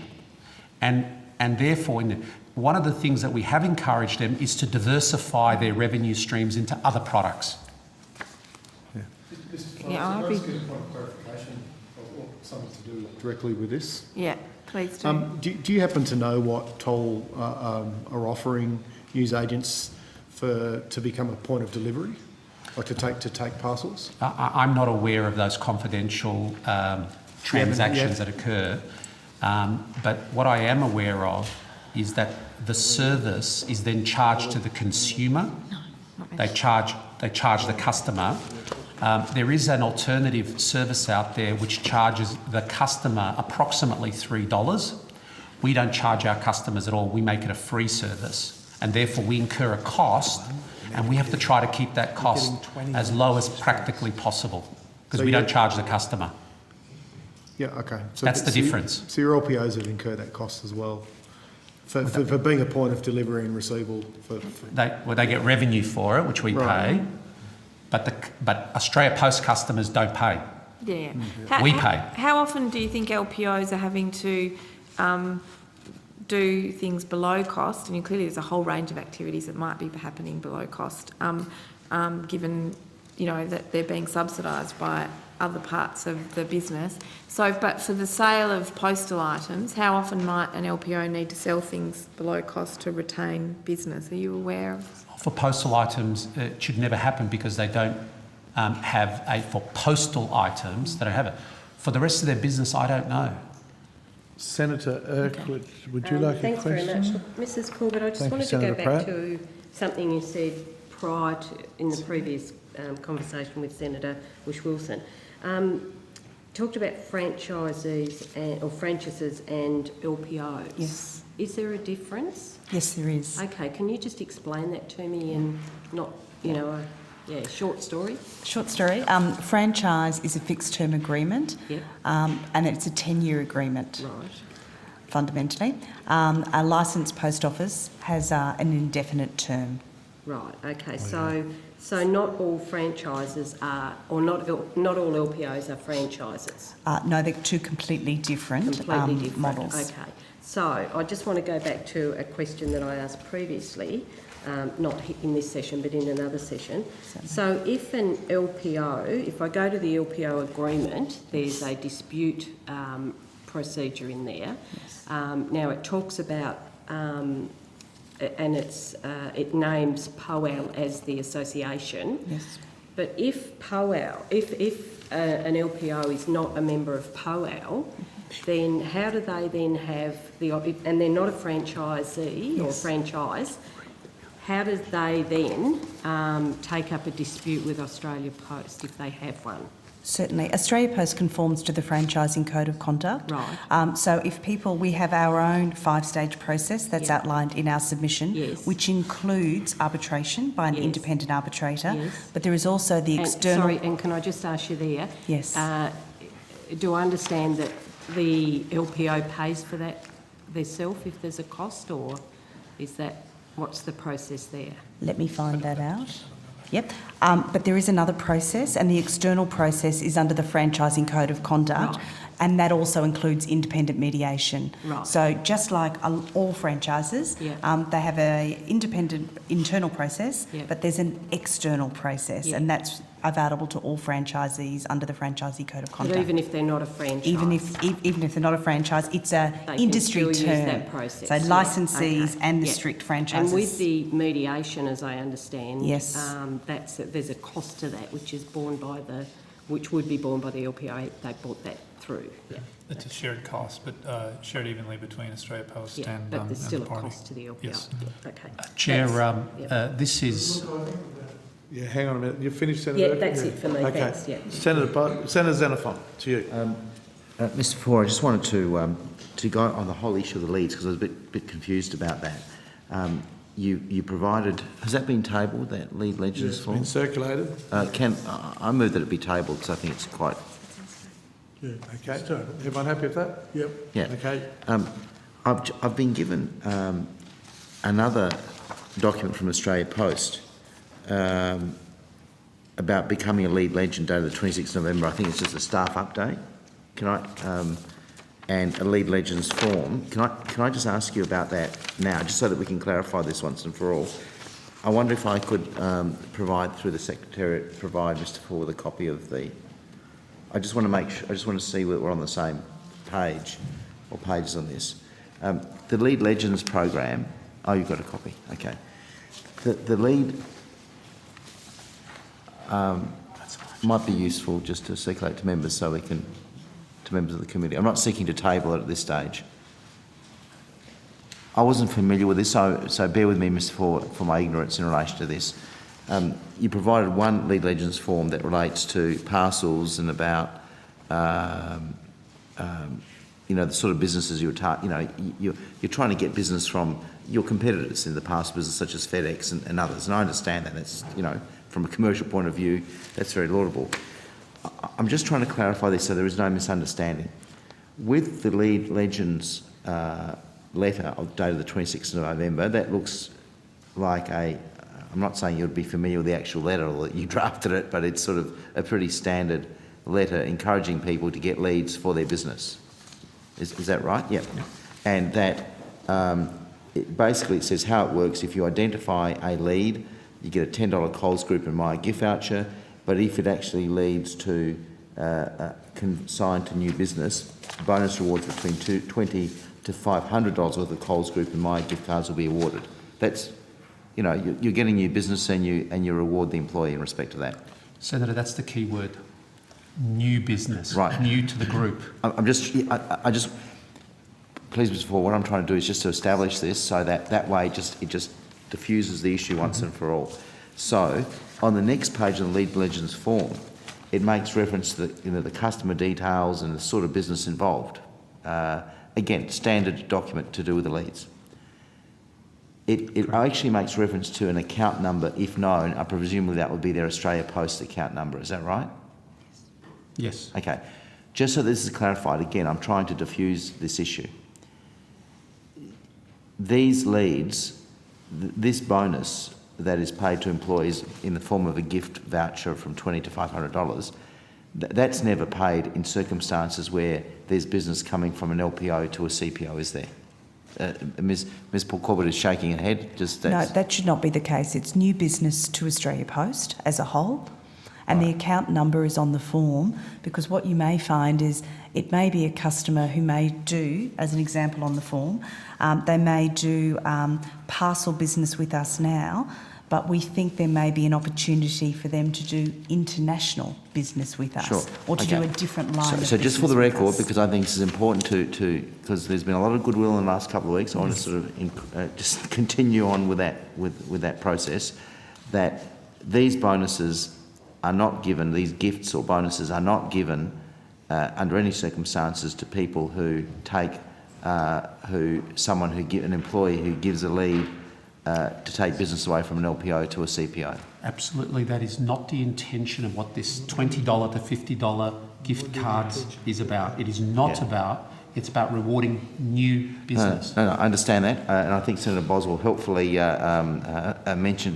whispered to me, if that's the word, that that's not the intent. I understand, I accept what you're saying, it's not the intention, but can you on notice perhaps provide confirmation that it doesn't actually happen, because that's not something that you would condone, would you?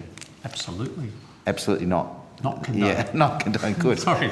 That's a bit of ambiguity. Saying you'd have. We'll take that on notice. Yeah, because that is quite urgent, really, because that would actually diffuse the issue, and I just want to raise that. Just wanted to go to a couple of other, and I think, Chair, just for the sake of completeness, I seek leave to table that document. Yeah. Leave granted. All good. Okay, can I just go to another? And if it was happening, there'd be steps to immediately rectify that, wouldn't there? If in the event if it had happened in some cases, that would be rectified. Yes, sir. Okay, that's good. Can I just go to the issue of dispute resolution? And again, I thank you for the submission from Australia Post, which I found very helpful, because you are competing in a tough environment with declining letter volumes. LPO 11s is, and I'm quite happy for Ms. Corbett to answer this. an LPO 11, that's a document you lodge if you've got a complaint or a dispute as an LPO with Australia Post, is that right? Yes, but the first stage of the process, so we've outlined a 5-stage process. The first stage is informally to actually bring it up with Australia Post so that we can actually have that discussion at a local level to understand the issues. And if the licensee then does not feel that those issues have been resolved locally, then they lodge an LPO 11, which is the formal lodging of the form. And back from the year to date, at page 31 of your submission, there are only 12 LPO 11s lodged, or is that only for to stage 2? That's at stage 2, so that means that undoubtedly there are dozens of issues that are occurring all across the country on a daily basis and are being discussed with the local network partnership team, but it is only when then that form has been put in, it goes to the next stage and we actually then record it as a dispute. Okay. Can you assist me and the committee by on notice giving an idea of how many LPO 11s have actually been lodged? I don't need it now, but if you could get that. That number's outlined in our submission. So it's only... Last year there were 11. 11. Yeah. So it's a very small number of LPO 11s. It's a very small number that take it to that stage 2. The majority of issues get resolved locally, or a licensee chooses not to take it to the next stage. So physically, in terms of LPO 11s being lodged, there are only 11, or... That's correct. So it's extremely rare. That's correct. Okay. That's... I thought it was more, but I accept what you're saying. Given that some LPOs have said to me, and I directed to Mr. Fahor, and again, it's in the spirit of, I think, tremendous goodwill in the last couple of weeks between LPOs and Australia Post, which I'm really heartened by. Do you think there can be a better mechanism to fast-track some of these disputes, because some of them have lingered on for quite a while? I'm not seeking to ascribe blame to anyone, but is there scope to have a better mechanism of fast-tracking resolution of matters so that that level of frustration, that bottleneck that you get in some cases need not occur in many of those cases? Senator, I always believe there's always areas for improvement, even if there's only 11 that were lodged last year as a formal dispute. We put this in place and it works quite successfully at the local area among our many licensees. But if you're asking me a question, can we be better? I believe we can. We can always be better. And I can assure the Senate that we have every intention of getting faster, because right now there's a big difference between 11 occurring 5 years ago when times were good versus 11 today where times are much tougher, Senator. I think Senator Boswell wanted a supplementary to that, Chair. Well, I wanted another line of questioning. Look, I too would like to put on record that there has been tremendous gains made, and I think you have gone out of your way to sort of try, well, you certainly recognise there is a problem there. And you have a 6-point plan, and I think that... Senator Boswell, that's... yeah, okay, righto. But I still get back to the subject. What are we going to do today? Not what are we going to do tomorrow or 6 months' time. I believe, and there is about probably 200, 300 people out there that are facing bankruptcy. I don't want to get too explicit on this, but the problem is now. How do we, all of us, not you, all of us, how do we, without scoring points off each other, how do we protect those 200 or 300 people? You'll say the government's got to help, and I accept that. But we've got to not project ourselves in 8 months' time, because there's going to be 200, 300 casualties. We've got to come up with some proposition that will work as from today, tomorrow. So let me just put that on the record. I accept that in the finance department they're saying, yeah, putting the stamp price up will help. It's not going to be the panacea. I'll leave that on the record. Now, I just ask one question. Does Australia Post recognise any other group representing licensed post office other than POL? Yes, sir. So if there is an association of people that form together, you will recognise them, take their submissions, meet with them and discuss some issues with them. Each licensee is an important small business, and we expect a dialogue with every single one of our licensees. If a group of people form another group, can they have access to your dispute resolutions? Because just supplementary to that, Chair, in terms of Senator Boswell's question, what's been outlined in the submission at page 31 of Australia Post submission is that, and Senator Madigan just highlighted it for me, is that at stage 2 meeting of the parties, in the third paragraph of that, if resolution is unsuccessful, the area manager and state chairman of POAL must be notified and their nominees must contact each other to try and resolve the dispute. If it was the wish of a licensee, and I should, acknowledge that these people do it, the POAL local chairman do it on a effectively a voluntary basis. I think they might be reimbursed just for their lost wages if they're away for the day. They're doing it in a public interest sense, and I commend them for that. But is that the only mechanism if you're, and I know POAL will act for non-members, I acknowledge that, but is that the only way that these disputes can be resolved, or is there an alternative mechanism? Thank you, Senator. Yes, there is an alternative mechanism. Every licensee does not need to have anybody else's permission to work their way through the process, number one. Number two, in our 5-stage process, you will note that while it includes arbitration by an independent arbitrator, and it says or, the external process could walk away from all the internal and all the associations, and under the Franchising Code of Conduct, it includes an independent mediator, can be brought in, but they have to share the costs to resolve the dispute. That is available to any licensee. It's expensive though, isn't it? We're sharing the costs. Yeah. They could cost several $1,000s for a dispute. I'm just saying that's what mediators cost. Yeah. But I'm answering your question, which is, can they bypass it? And the answer is yes. Would you recognise another group of LPOs that formed to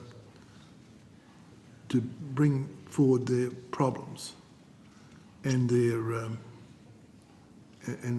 concerns? Would you recognise them, or do you just say refer everything to POAL? Senator, I want to be very clear. We welcome any licensee or any about group of licensees who can come to us and explain their situation, and we can work in a constructive way. Now, who would they, if they wanted to do this, who would they go to?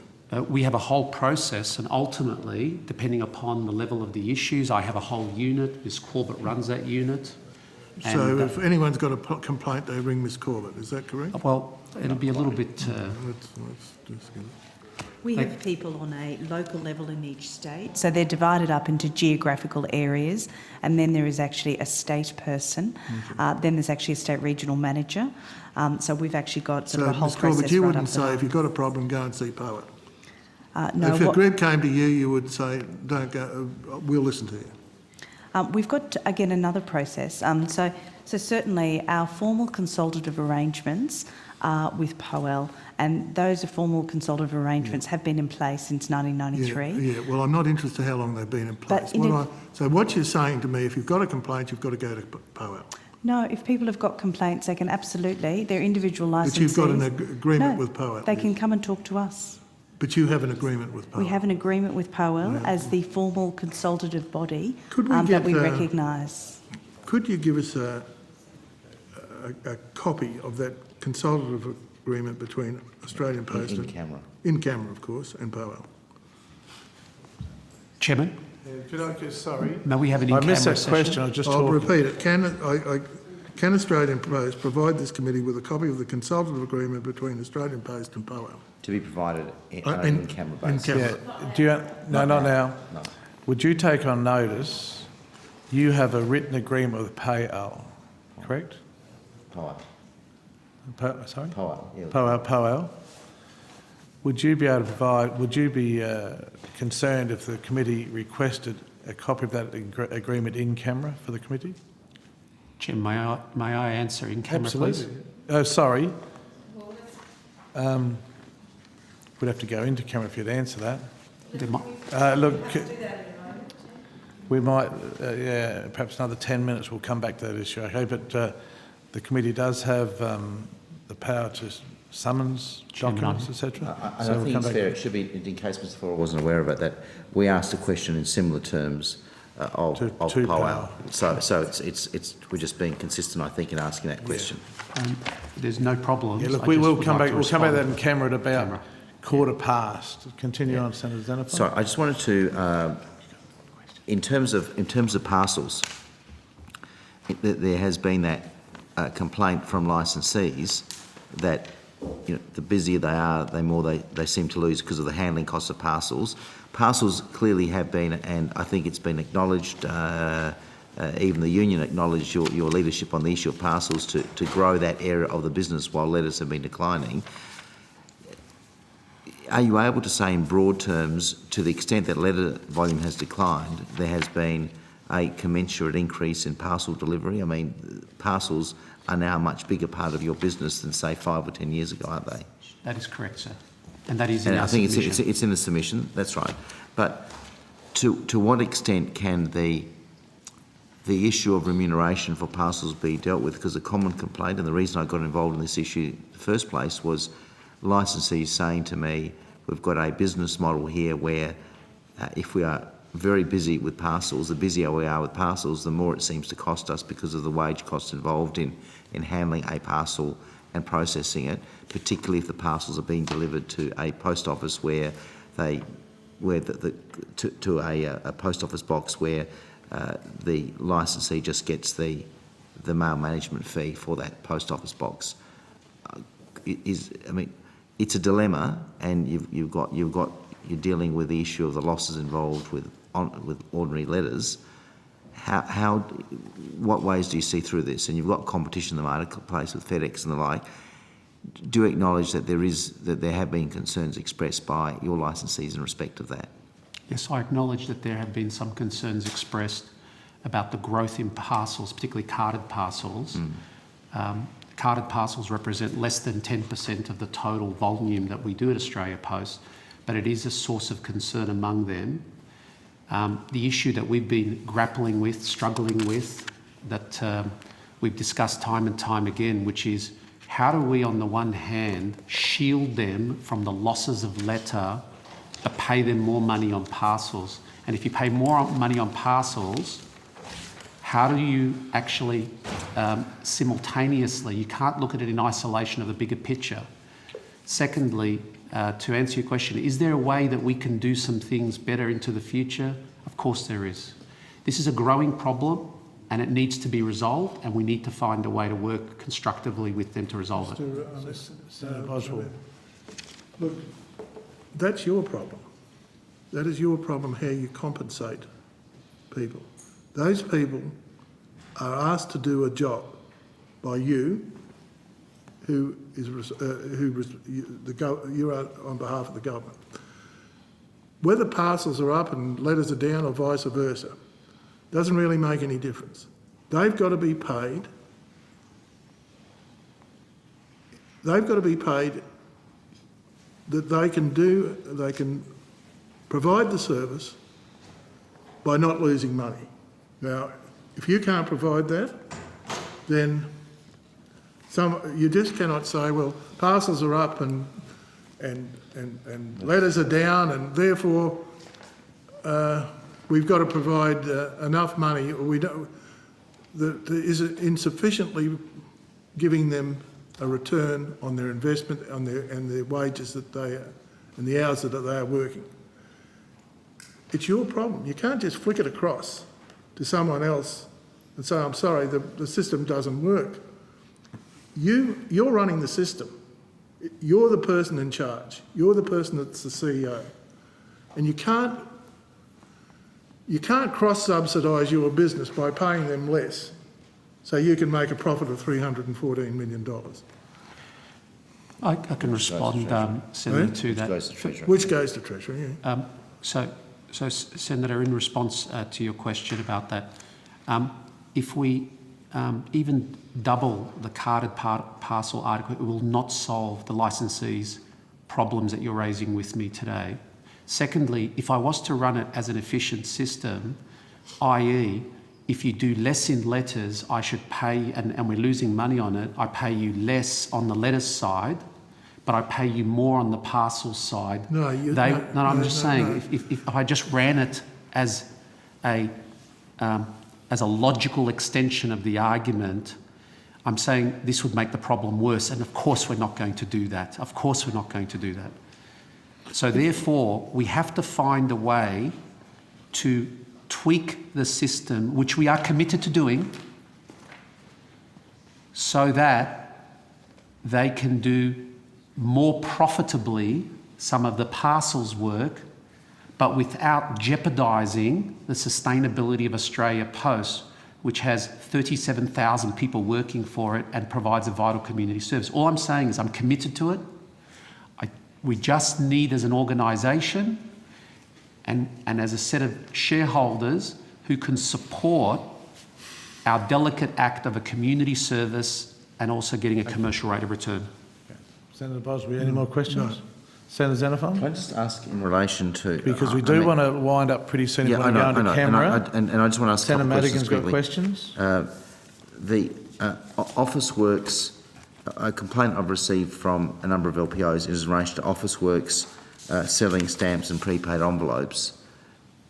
No, I think it was Officeworks. How does that work? I mean, does that dilute the value of LPOs because you can buy the stamps and the prepaid envelopes? I mean, is there an agreement, or is Officeworks just supplying it? Officeworks is a competitor.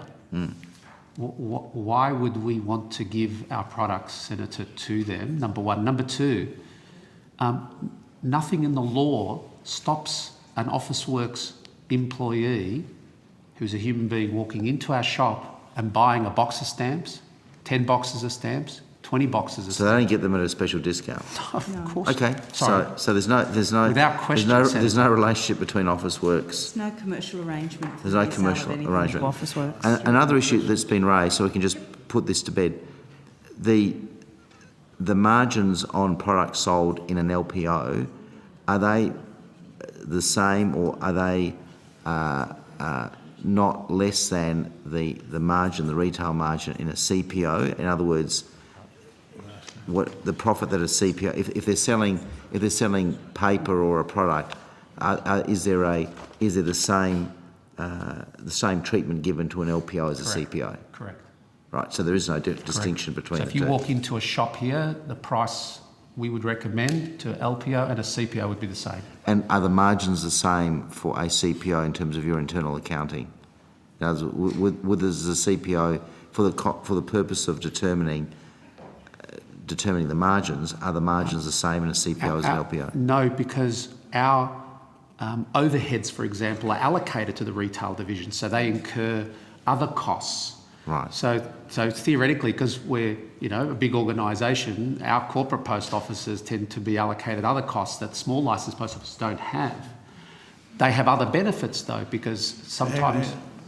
Yeah. Okay. And finally, there's the point's been made that the LPOs provide about 75% of the post offices in the country. Is that about right? I'm sorry, what was the question? The LPOs provide about 3/4 of the post offices in the... 2/3. 2/3, okay. Sorry, I was out.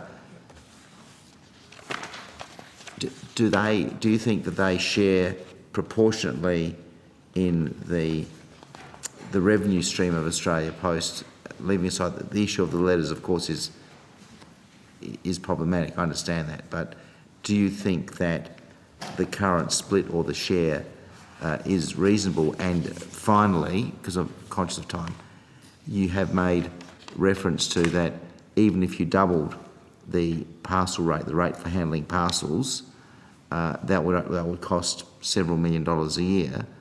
Not a great amount, but is that something that you would consider of giving some relief to LPOs, immediate relief to LPOs? We have every intention of trying to find a way to give some immediate relief to support them, even though the economics is what it is for us.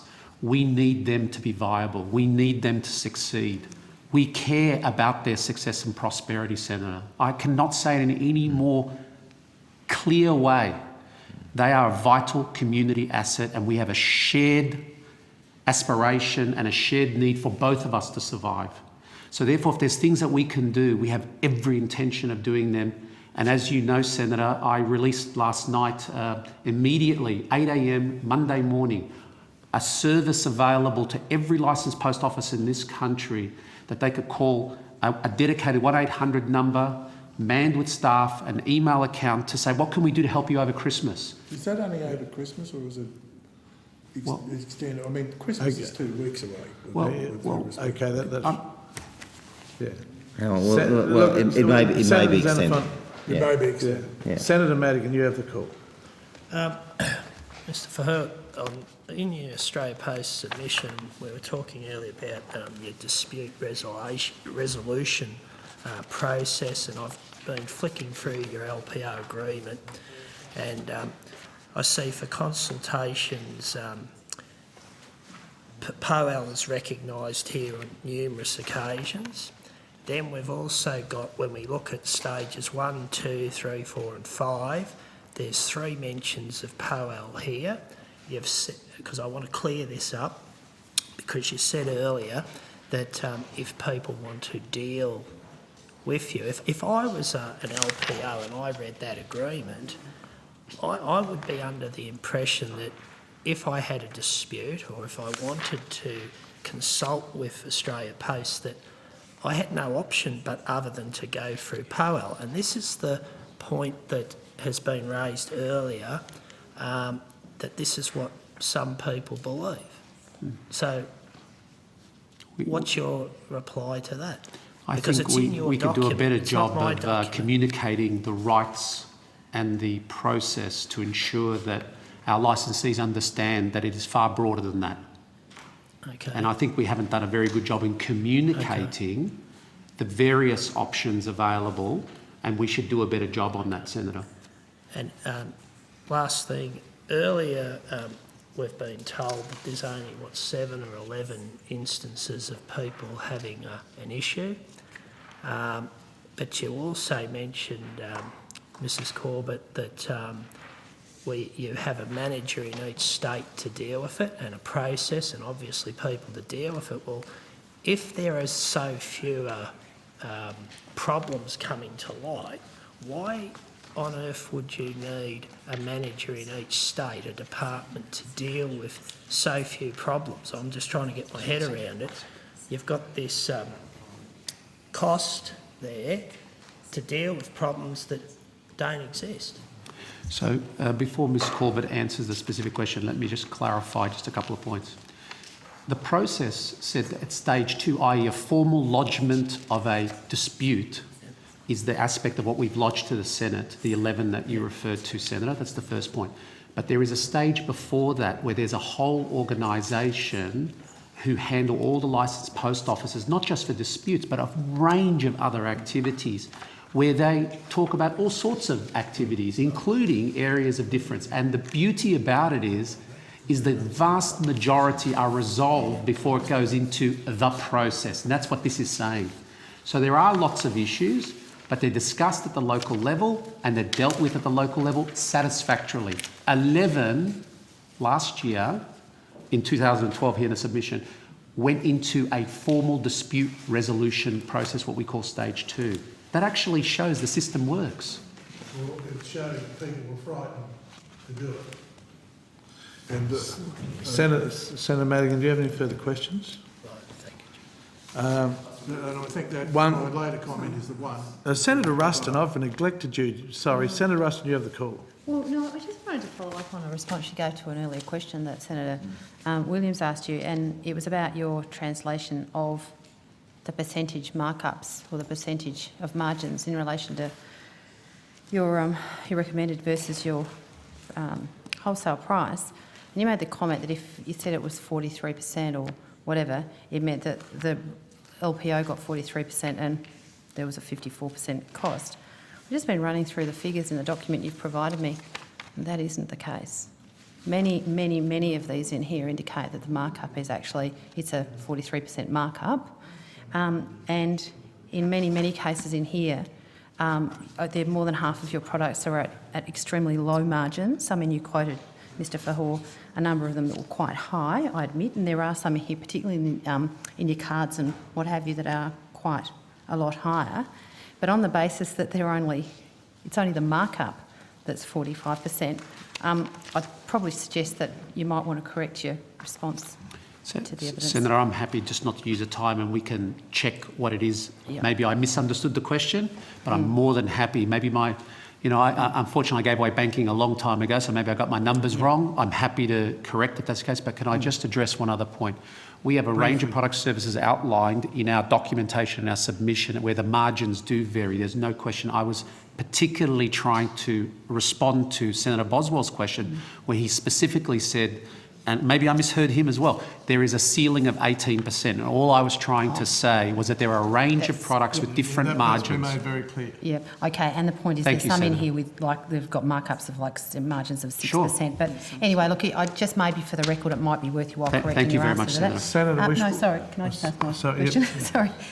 Just quickly, through many of the people that have spoken to us today, I have asked them all whether they have attempted to renegotiate their licensing arrangements with you, whether they've attempted to try and renegotiate their payment schedules with you, and they have, to a T, almost all of them have said that they have attempted to do so. And given that you've just said to these two senators over here that you've only had 12 or something of these number 11, whatever, disputes or whatever, I mean, outside of that, what other processes, what other attempts have been made by LPOs to negotiate with you to change the conditions which they are now saying are causing them the difficulty? Have they approached you or haven't they? We receive a number that are called stage one, which is local, handled in the local area, of people wanting to deal with a range of issues, including payment issues, Senator. And the reality is that what private business that operates in the community won't want to be paid more? No, but have they attempted to renegotiate their contractual arrangements with you? They're saying that they've attempted to try and speak to you because this issue seems to have come to a crunch point, and it's disappointing that we're so close to crunch point for some of them today.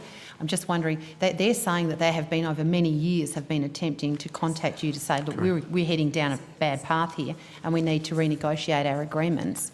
So I'm just asking you if that's the case, and if so, is it something that's widespread amongst the LPOs? Have many of them tried to renegotiate their agreements and their payment schedules? I've been in this business now just under 4 years, and I can promise you a day doesn't go by where somebody doesn't want to renegotiate a payment. So you are 100% right. But let me just be very clear. We go through a number of engagements. Every month we have a consultative forum where we discuss this. Every quarter we sit down and we discuss these LPO agreements, including payments, and we review them every year and adjust them. And 3 examples I'd just like to give you immediately. Mr. Ford, we're terribly short of time. Now, what I'm going to do, I'm going to lay the law down at 3:30. We're going into camera. You senators have 5 minutes. Senator Pratt, you kick off. Thank you very much, Chair. Mr Fahor, you've indicated that there'll be some changes in the future to give LPOs some support and some immediate relief. I'm interested in, I guess, in the long term, in terms of your corporate structure and your strategy, what changes you might like to make. Look, it strikes me that, in any organisation that has franchisees as such a large part of their business, that often the experience is, whether you're a petrol station or whatever, that often the decision-making structure is biased to those things that are actually in-house, as opposed to being really responsive to. The question is? Can you outline what that future strategy and whether you'll be making any changes to your corporate structure to respond to the issues of LPOs? I'm too scared to almost, with the time available, Senator, I'd either be insulting you or insulting the chair, and I don't choose to do either. I don't know where to go with that. So the, you know, Can I ask a really quick question? take it on notice. Could you confirm if Tasmanian LPOs can process passport applications? And if no, why not? I'll take it on notice how many can do it. And the answer to your other question was 6 out of the 10 stakeholder councils are regional and rural. Right. And okay. one is specifically Tasmania. Ideally, that should give you 3 minutes to answer my question. Go for it. You know, Go for it. just see what you can do in 3 minutes, Mr. Fahor. And we've submitted a corporate strategy to our shareholder. The previous government had endorsed it, and the current government has endorsed that strategy. We do think it's actually quite a viable future, but it does require radical change in a number of our activities to allow us to remain a sustainable business into the future. Right, and how is your responsiveness to LPOs? And you know, essentially, you've got people who are, your franchisees. How do you embed responsiveness to them within that structure? We intend to absolutely do so, but I can assure you of one thing: our corporate plan going out into the future fully embraces and assumes that the licensees that are in place today will remain a viable part of the future. That is included in our corporate plan. So to correct things, so it's been put to us that often things are rolled out to LPOs without consultation, that they might have been tested in corporate post offices but not within LPOs. How do you manage, are you going to adjust that form of practice within the business model? Senator, I believe that there's always ways to be better, but I believe we take very seriously our obligation to communicate and to explain and to demonstrate. And it's proven by the fact that if you look at our submission, the amount of payments made for new services has gone up. I heard the previous witnesses say we welcome all the new services Australia Post is offering. We just want to be paid a fair margin because we're a business, they said. And that is exactly right. They're a business. Thank you, Chair. Okay, Senator Xenophon, would you still like to go in camera for that particular question? Well, I was quite relaxed. I mean, I thought we could get a response from Australia Post from Mr. Fahor. It could be done in. I don't know if it's necessary. I'm just querying whether it's necessary. We just when we it's something put the that they could questions write. I mean, I'm just wondering the simplest way of doing it, subject to what Mr. Fahor says, I guess, Chair, is for Australia Post to provide us a response, and it could be a confidential response. I'm just trying to save time. That's all. Mr. Fahor, you felt uncomfortable when I put the question to you and you preferred to answer it in camera. How do you feel about it? Chair, I would ask you, if we are finishing off, if I could please just have 2 minutes to answer in camera as you switch. Yep, okay. Look, Hansard, if you could stop broadcast, please. We'll go into camera. Sorry, ladies and gentlemen, those who will have to leave the room just for a couple of minutes before we return to the Department of Finance. I do apologise. We'll only be a few minutes.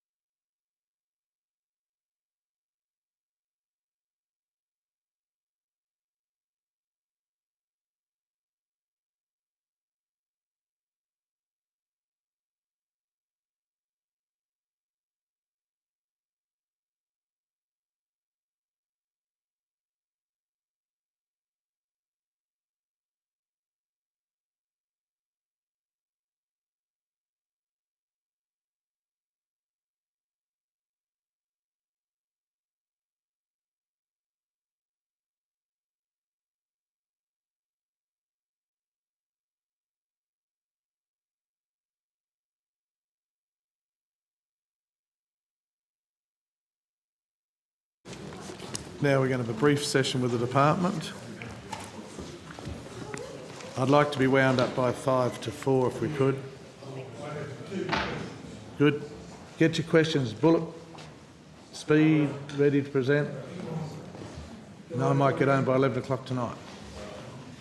You going home tonight, Louise? Oh, yeah, fair enough. So you can party all night.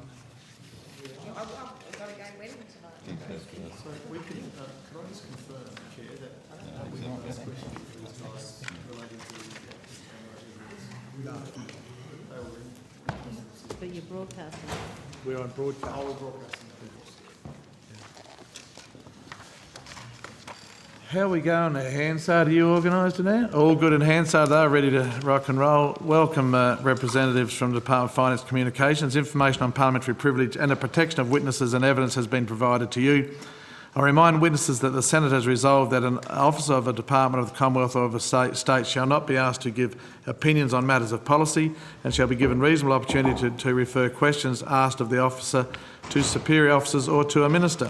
This resolution prohibits only questions asking for opinions on matters of policy and does not preclude questions asked for explanations of policies or factual questions about when and how policies were adopted. The committee has your submission. I now invite you to make a short opening statement, and at the conclusion of your remarks, I'll invite members of the committee to put questions to you. For the Hansard record, will you each please state your full names and capacity in which you appear today? Thank you, Chair. Keith Besgrove, First Assistant Secretary of the Digital Economy Services Division in the Department of Communications. Ms Hall? Stacey Hall, Assistant Secretary, Government Business Advice Area in the Department of Finance. Thank you. And Mr McIntyre? Duncan McIntyre, Assistant Secretary, Consumer and Post in the Department of Communications. Okay, would you like to make a brief statement? It's very brief, Chair, yes I will. It's basically focused on the governance relationship. Australia Post is a government business enterprise accountable to two shareholder ministers, the Minister for Communications as Portfolio Minister and the Minister for Finance. The Communications Minister is primarily focused on the policy rationale and settings for the delivery of Australia's universal service obligation to provide postal services to everyone in Australia at an affordable price and to specified standards.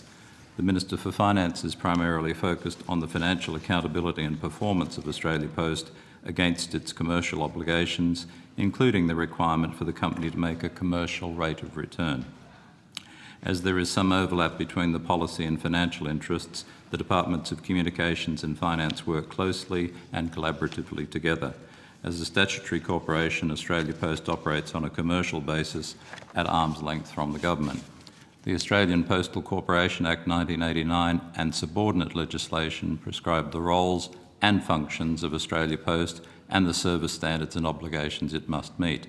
These are detailed in our submission, so I will not repeat them here. What I do emphasise here is that it is a matter for the Board of Australia Post to make decisions on how to comply with its obligations. Shareholder ministers rely on the professionalism and the commercial judgment of the Board of Australia Post to determine the most effective arrangements for the delivery of its services. I also highlight that Australia Post, like all companies, must comply with Australian laws. Most pertinent to this inquiry is that Australia Post is bound by the Competition and Consumer Protection Act 2010 and the Franchising Code of Conduct.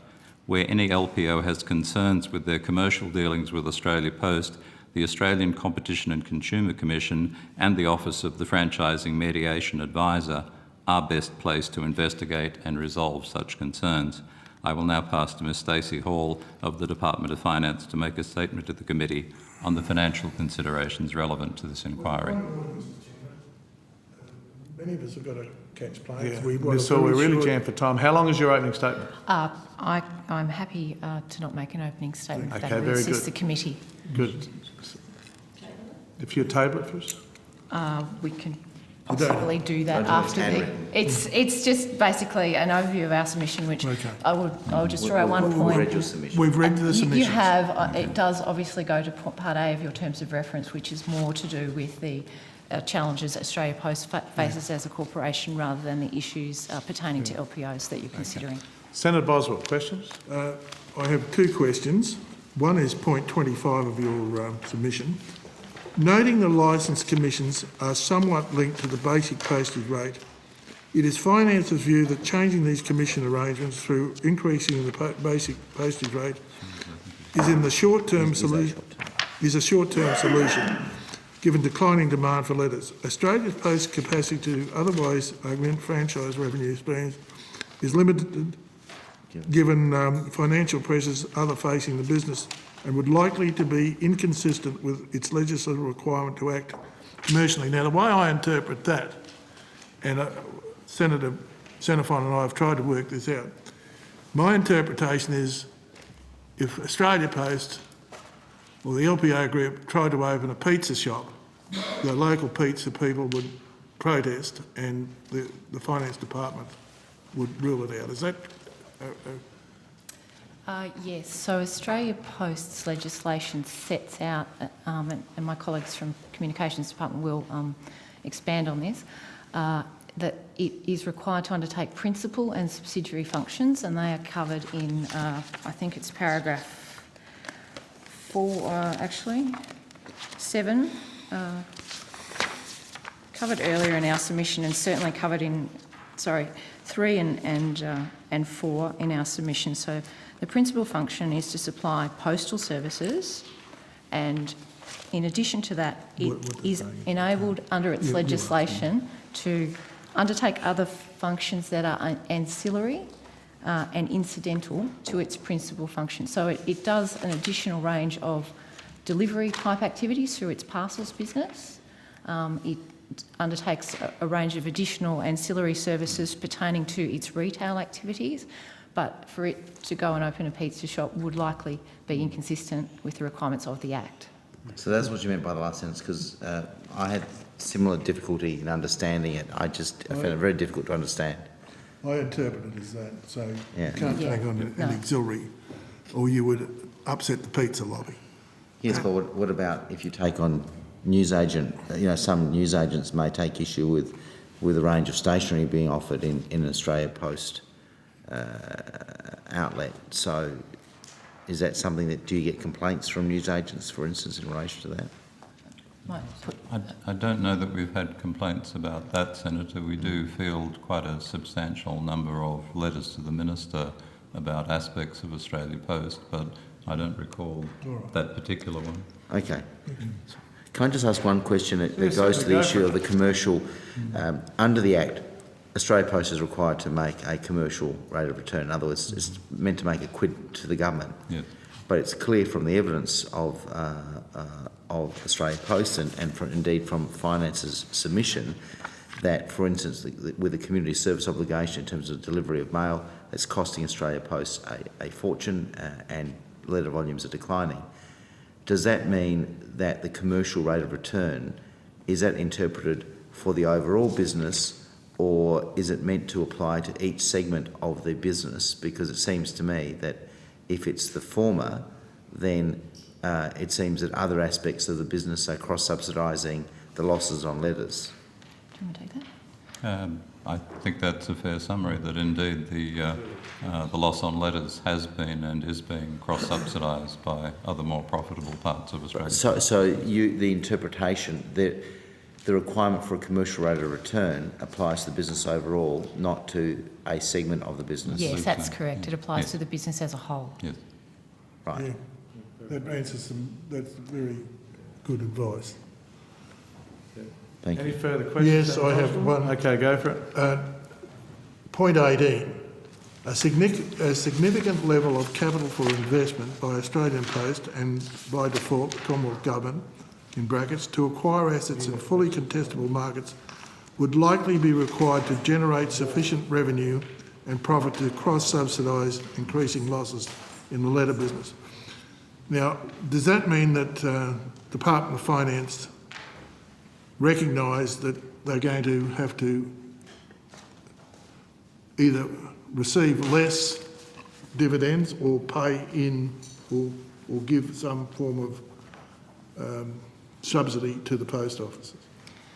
Is that my interpretation of that? The point that we are endeavouring to draw out there is, and if I refer to other aspects of our submissions in terms of different types of solutions to the challenges Post faces, to further diversifying its business in order to generate new revenue sources obviously requires additional capital investment. It's a matter for government as a policy consideration as to firstly whether it would support a diversification strategy, and then further question as to how that would be funded, whether that would be from post-retained earnings, whether it would be from reduction in dividend returns to government, whether it would be through debt or additional equity. There are a number of avenues there. In the event that government considered it was an appropriate policy response to the challenge for Post to further diversify its business in order to generate new revenue, to cross-subsidise the increasing losses of letters. Does that mean that there is... Sorry. I'll have to go, Mr Chairman. So does that mean, further to your answer to Senator Boswell's question, through your chair, just one question. Senator Boswell, you're leaving, are you? What does that do to the quorum? No, you're fine, that's fine. Senator Xenophon, have you got a question? Yeah, just further to that answer to Senator Boswell.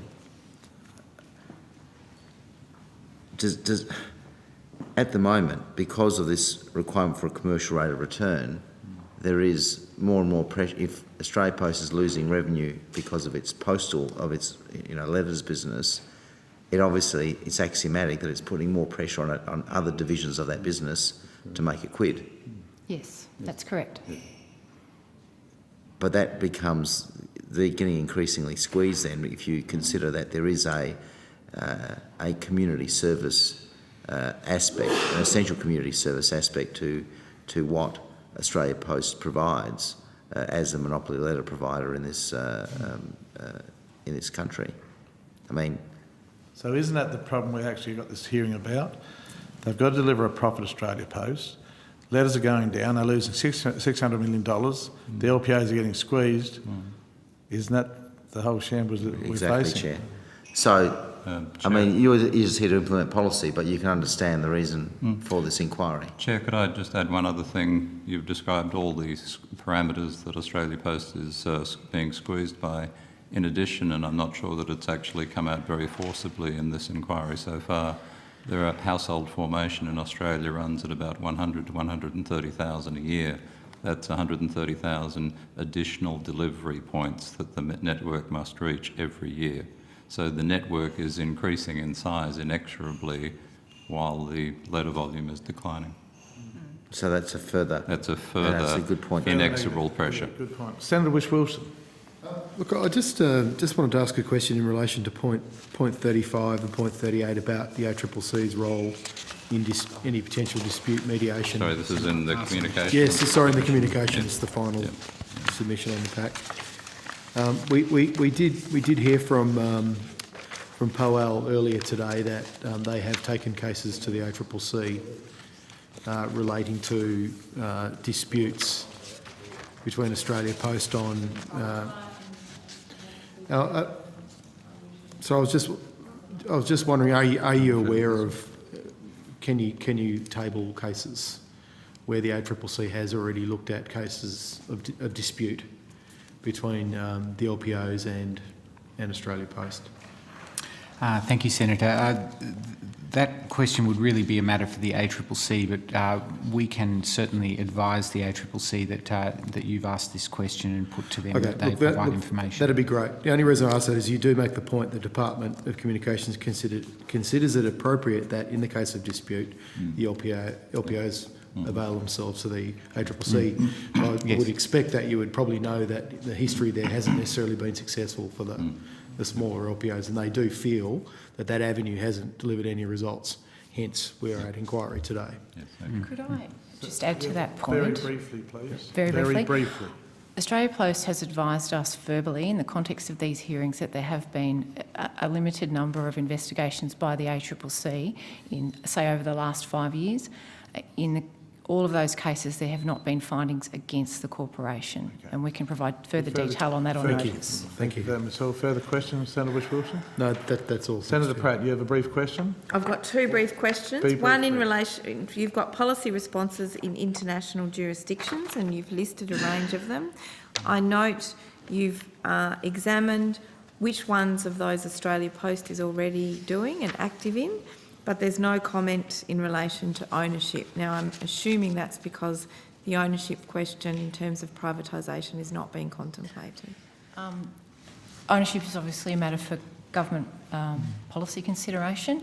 The Commission of Audit is, through its terms of reference, able to look at privatisation, and also its terms of reference require it to look at medium and long-term pressures on the fiscal position. So I imagine that Australia Post will be being examined in both of those contexts. Okay, thank you.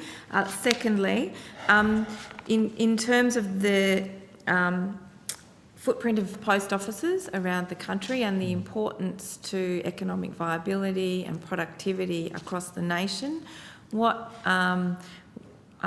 examiner, I know there's a CSO for mail delivery, but indeed for small communities and small businesses to have access to a local post office, what process does the government have for analysing that from a competition and productivity point of view?